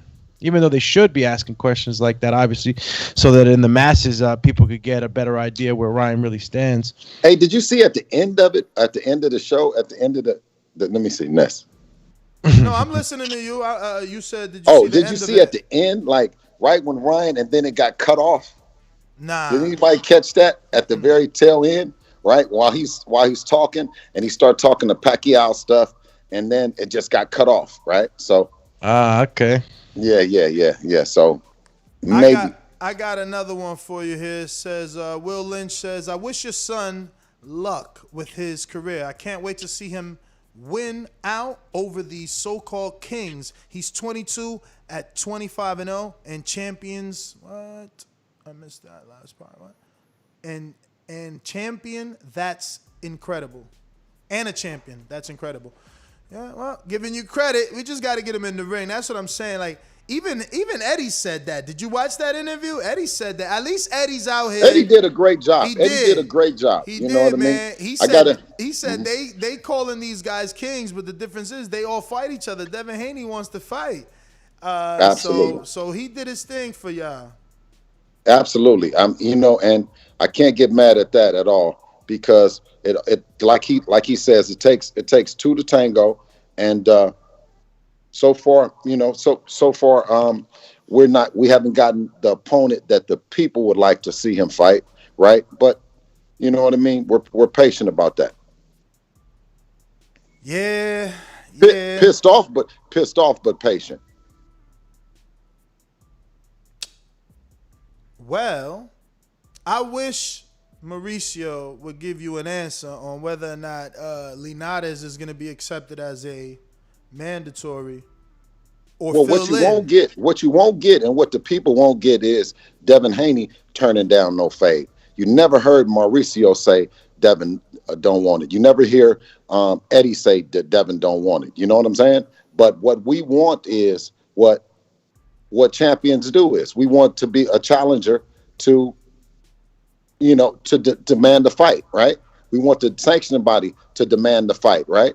You talk about people that's demanding to see Canelo, right? Yildirim was the mandatory, and he fought the mandatory. You talk about Kambosos, he's a mandatory, and he had the champion had to fight. So put us in that position too, right? And tell us Jojo Diaz just did it. He had to fight his mandatory.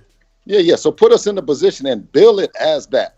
Don't bill it as Devin cherry picked Yildirim. Don't bill it as Devin cherry picked Kambosos. We don't want that. Bill it the same way that you're billing those other fights. This is a fight that Devin Haney has to fight because it's his WBC mandatory. And that's the problem here. That's why I think the better route is to demand the WBC order it so that they can decline, because you have to be able to move on. Because right now, Mauricio out here telling the world that all parties decided it's not the right time to make the fight, and y'all negotiated to make another fight. That's what he out here saying.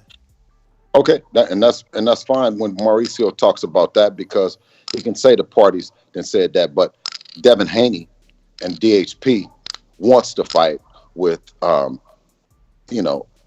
Garcia right now, and we would fight in a bubble. You know what I'm saying? That's not a fight. I mean, you can't leave all these fights, all these fights for later on. But Bill, you guys are 2 months out. You obviously officially fighting Linares at this point. You ain't gonna do last minute change unless you're gonna push the. What is your projected date for the Ryan fight? If all of a sudden Ryan is like, yo, I want to do this, what month are you looking to do it? Or do you then push it back and extend with Dazn? Because that's also, your contract is also up in April. Like, do you still need this April fight? Or well, it's all a familiar position that we're in, right? Is the fact of that we constantly want the fight. We want the fight to happen, right? But it's negotiating plan B.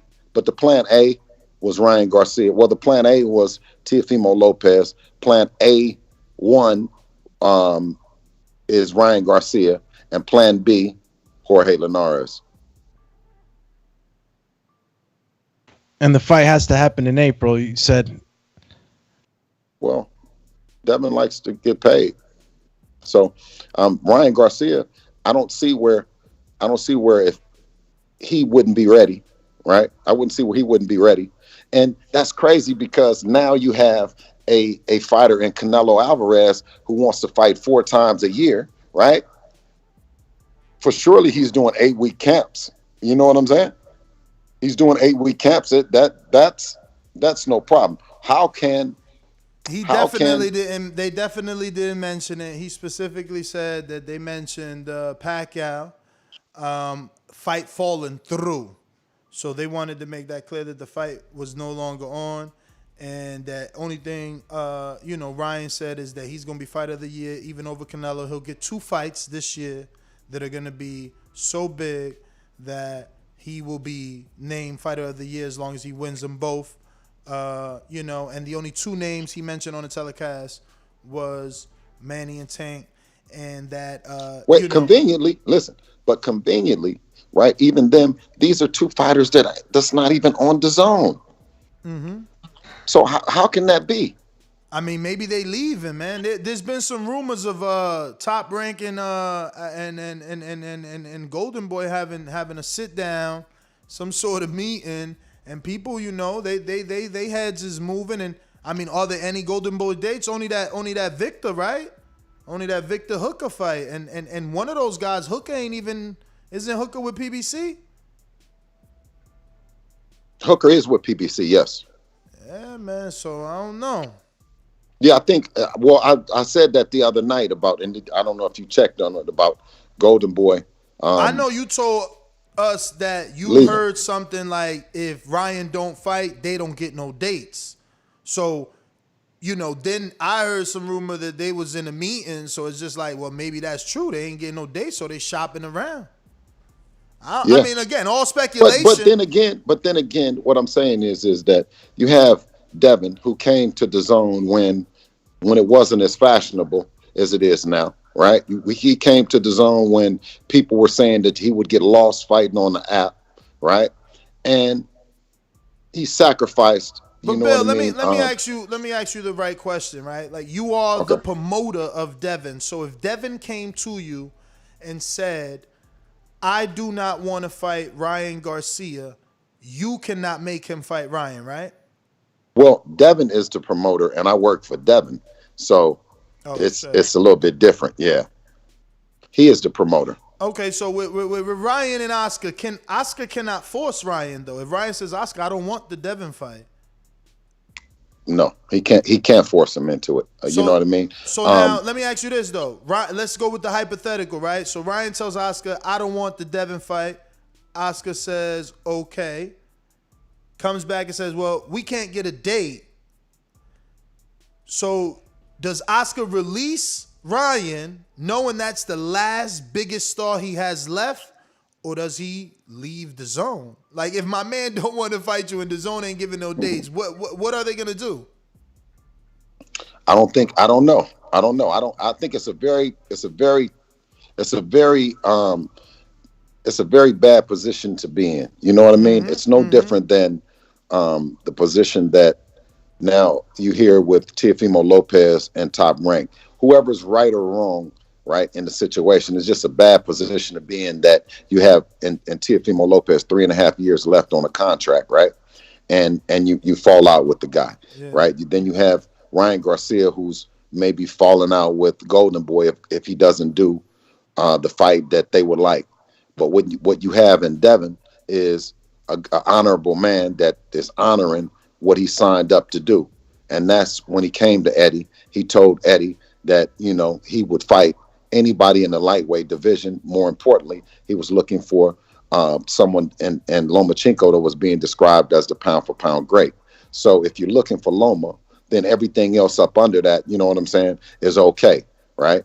You know, and that's the position. That's where we came to him at. We didn't come to Eddie to build us up, to get us any kind of fight, development fights. We came to him ready to go. You know what I'm saying? And that was, and it wasn't like we were looking to be coddled or babied or looking to be protected, you know, in the sense of with Eddie. We thought that Eddie, having a lot of the B-side opponents in the fights with Top Rank, that it would be no different, that Devin would be put in a position that he was going in as an opponent, and we would prove the world and shock the world, and do similar to what Floyd had to do, you know, the route that he had to do, in the sense of until he fought Oscar De La Hoya. You know what I mean? He went into the Oscar De La Hoya fight as the B-side, right? So you've never heard us say we got to be the A side. You've never heard us say that we got to fight in Oakland in our backyard, because we've never fought in Oakland. We've never fought in Las Vegas, right? He's a road warrior. You know what I mean? And the people will see what kind of fighter is that as time goes on, because you know these lies and shit start catching up. You know what I mean? They can't keep changing the narrative. And I always say pissing on the people's head and tell them it's raining. Sooner or later, you know what I mean? The rubber is going to meet the road. Let me mix it up for people still listening for some Canelo talk. What do you think about the new announcement, May 8th?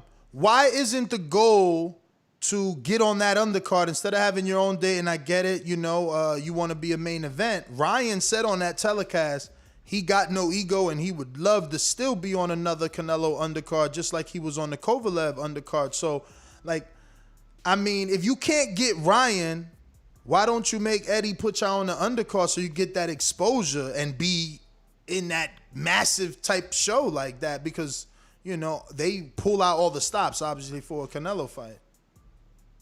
You know, we have a social media presence, but we're no social media, you know, whores. You know what I'm saying?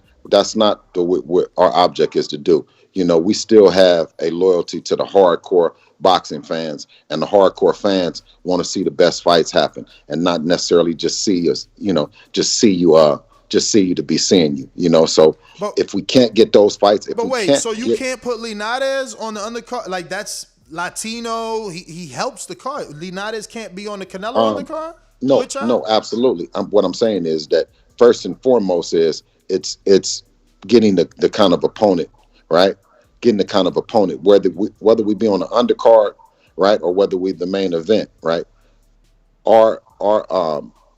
That's what we want. We want the quality fight. We want the quality fight to the people, and not necessarily that we're looking, okay, well, if we can't get that, then, because your question was, if we couldn't get the fight that we wanted, is will we be happy to just be on necessarily Canelo card? We would be happy to be on the Canelo card. The fight you want is Ryan, and if you can't get Ryan, would you take Linares and instead of its own April 20? Why not just wait 10 more days or some shit like that and be on a Canelo undercard? I'm asking you, is it valuable to you? Do you think it's worth you and Linares and Devin Haney just moving to the May 8th that's already announced? There's no undercard for it. Might as well make it a strong undercard. It'll be a better, I don't know. Am I wrong? Would you rather be a main event? What I'm saying is that we don't have any problems with that. At least I don't have any problems with it.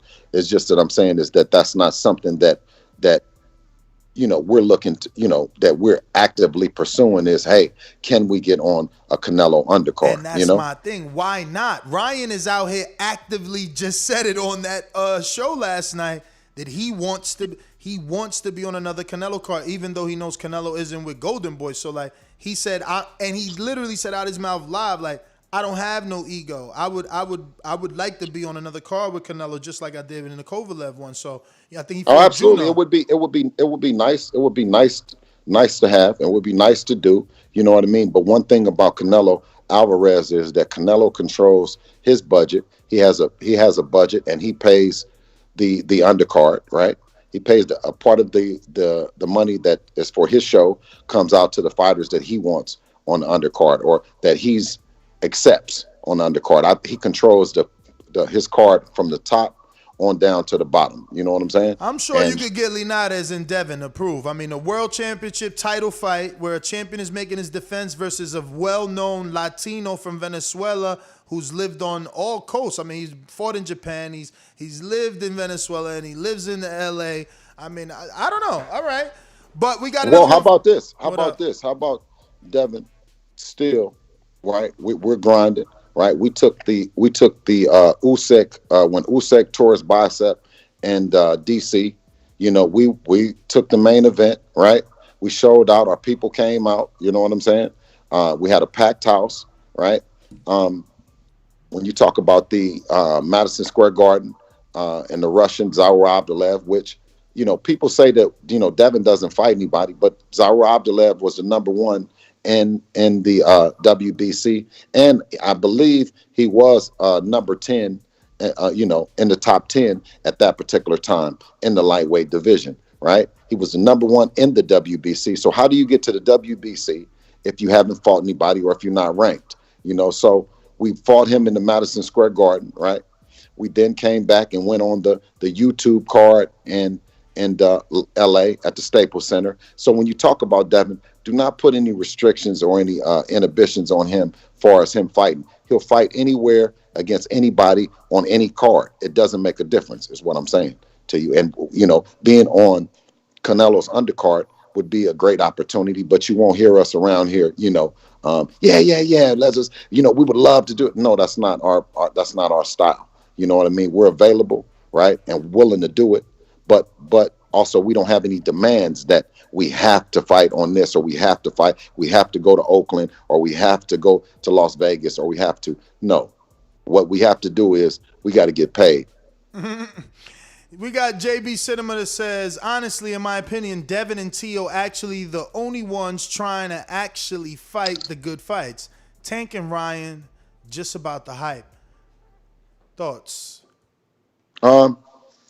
Well, when you talk about Tank, you talk about a fighter that's fighting at 130 pounds, right? Who spent the majority of his career at a lower weight. He's had one fight at 135 pounds against a Yildirim Gamboa that he had two black eyes and wasn't able to get him out. Yildirim Gamboa went 12 rounds with him, and that's the 12 rounds that nobody has went. When you talk about Tank Davis, you talk about Tank Davis knocking out everybody, right? That he's faced, and Gamboa went 12, and the ref stopped it. The ref waved it off, right? So, is he a really 135 pounder? Is he considered one of the four horsemen? I don't like to say kings anymore because we got a queen in there, But let's take Tank out of the four. Let him stay at 130. Let's add Lomachenko back in, rightfully so, right? Because his loss to Teofimo Lopez, he had moments in the fight. In the later championship rounds, he was still in the fight, right? So, don't act like that we're not asking for Lomachenko. The people do not act like we're not asking for Lomachenko, like we've been asking for Lomachenko, that we wouldn't fight Lomachenko right now. You put all that shit on Loma if Teofimo beat the baddest motherfucker on the planet. Well, where's the baddest man on the planet at right now? In order for him to get back into it, right? If Teofimo ain't gonna fight him, then the only way to get another belt is to come fight Devin Haney. You see what I'm saying? So everybody wants to deflect and come with all this other shit, right? We know what it is. We got Fred Robinson. I told you I was pissed off today. Now, Ness, I'm trying to be cool. Shout out to Richie Rich. This is not Richie Rich. This is that I got 5 on it. Oakland, I'm an Oakland representative. So this is that Richie Rich brand, right? I got 5 on it, man. Go and get the merch. Go and get the hoodies. Go see Richie Rich, man, on Instagram. Fred Robinson says, y'all know the WBC is in the pockets of these promotional companies. You see, they won't order Wilder versus Fury, which is the biggest fight in the world. So listen, all promoters have alliances with a sanctioning body. You got to business. It's business, and you want to be, everybody takes their business partners to lunch and dinner. You know what I mean? You want to be cordial with your business partners. I'm assuming. Oh, absolutely, absolutely. And listen, the thing about it is that what people fail to understand is that it takes two to tango. I think Mauricio is trying to be as professional, and diplomatic as he possibly can. You know what I mean? And it's okay when you have understanding when you have a fighter that's not ready to go, right? And then when you have a fighter in Devin Haney, then you're supposed to come on here and act like you don't understand what's going on. I definitely understand what's going on. It's just that I got the winning dog, or I got the dog that we believe is the winner in the race. So our approach to it, you know what I mean? Our verbiage that we use is now and not next. So it's just it's a difference. But me understanding that Mauricio is a businessman and he has a protection program for some fighters, right? And I don't know if it's because of the lunch or because of any of the things that you said, but he definitely is willing to protect the fighters in the interest of the fights happening later on, yes. Right? And that's his business model. But what I'm saying is that Devin doesn't fit under one of the fighters that's being protected for a later date. We got Texas Bulldog that says, and he's quoting, not me. Texas Bulldog is quoting. He says, "I will never fight my mandatory." Lion Garcia is what he wrote. Has Devin been on air saying that already? What? That he'll never fight his mandatory? Because he put it in quotes. I'm assuming, that there's a possibility he's quoting Devin. As saying he would never fight his mandatory? Yeah. No, you can't never fight your mandatory. I thought that's what mandatory meant, that you mandatory have to fight him. So but no, you don't gotta fight him. We all know Victor Postal took step aside money like 3 times. I mean, you can demand to fight the champion, or you can decline. I mean, Quadratulo Abdurakhorov, he declined to fight Earl. He knew better than that. So sometimes you don't feel you're ready, and that's what Ryan needs to say that, right? And that's all I would be. That's all I would be. This new Lion Garcia is different than what he said, previously. What he said previously was that Devin was the fight that he would fight later on because it's his toughest fight. Now he comes out, you know what I mean, and just switches the whole story as if he wasn't recorded, as saying that, you know what I mean, that. So it's it's a sad day. It should be a sad day for the Garcia team, and his dad and his mom who you know what I mean, wonderful people. I met them, in the amateurs and everything like that, and they ran that LBC down there at in Los Angeles, the Southern California area. They did everything that they could to get this guy ready, and it just and he's saying things that don't represent the Mexican community.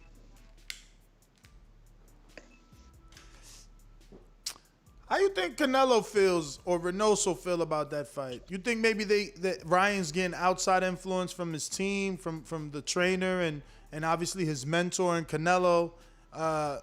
People like to have that narrative that Canelo barely fights any black fighters. Is Ryan afraid of Devin's slick style? Is he getting, mentorship from Eddie telling him the time is not now? Because like you said, the energy has changed. Well, I don't smoke anymore, but I like how you. Yeah, well, definitely the Reynoso team, right? Great team, great trainer. He's had Canelo from the very beginning, right? And Canelo is a different fighter, Canelo is a whole different animal, right? And they asked for the smoke. They wanted the smoke. They came out of Guadalajara looking for the smoke, right? You never hear Eddie saying that Ryan is ready for Devin, right? You only hear Ryan speaking, right? You never hear Eddie's talking about that. Eddie, great respect for him. I haven't heard him say anything that I disagree with yet. Someone probably would, need to tell me what his take on it. But I've never heard him call for Devin, and I've never heard him disrespect anything about Devin and who he has fought.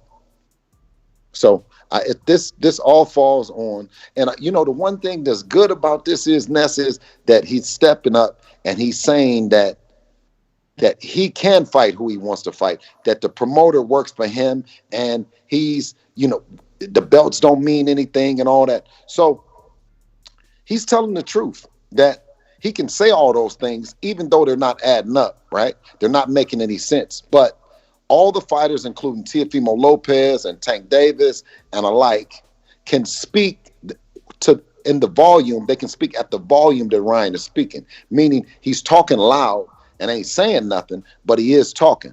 You know what I mean? And fighters that say, "Oh, well, I can't and I can't do this," no, I disagree. So, you know what I mean? It's bittersweet in the sense of Ryan Garcia's talking loud. He just ain't saying the stuff we want to hear.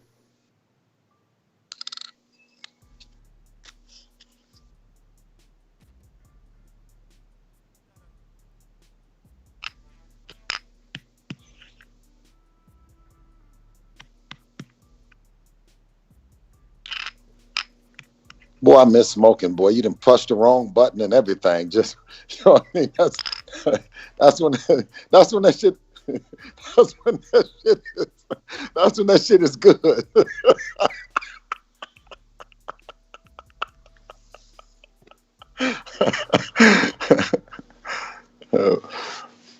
Oh, what? Yo. Yeah, I hear you. You hear me? I don't see you now. I hear you though.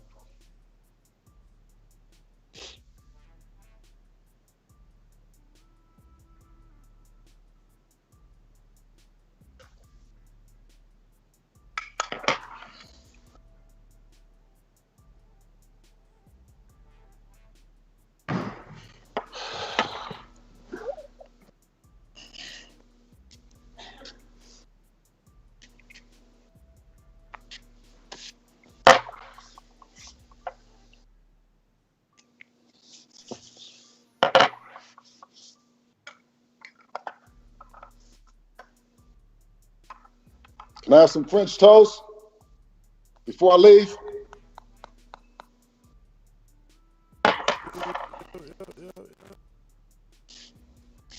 Take your time, brother. I have no clue what's going on.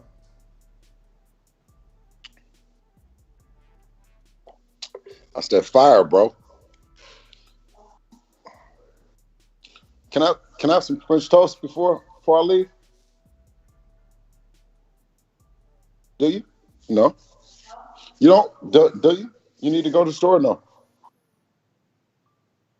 I'm on the live though too though. So don't.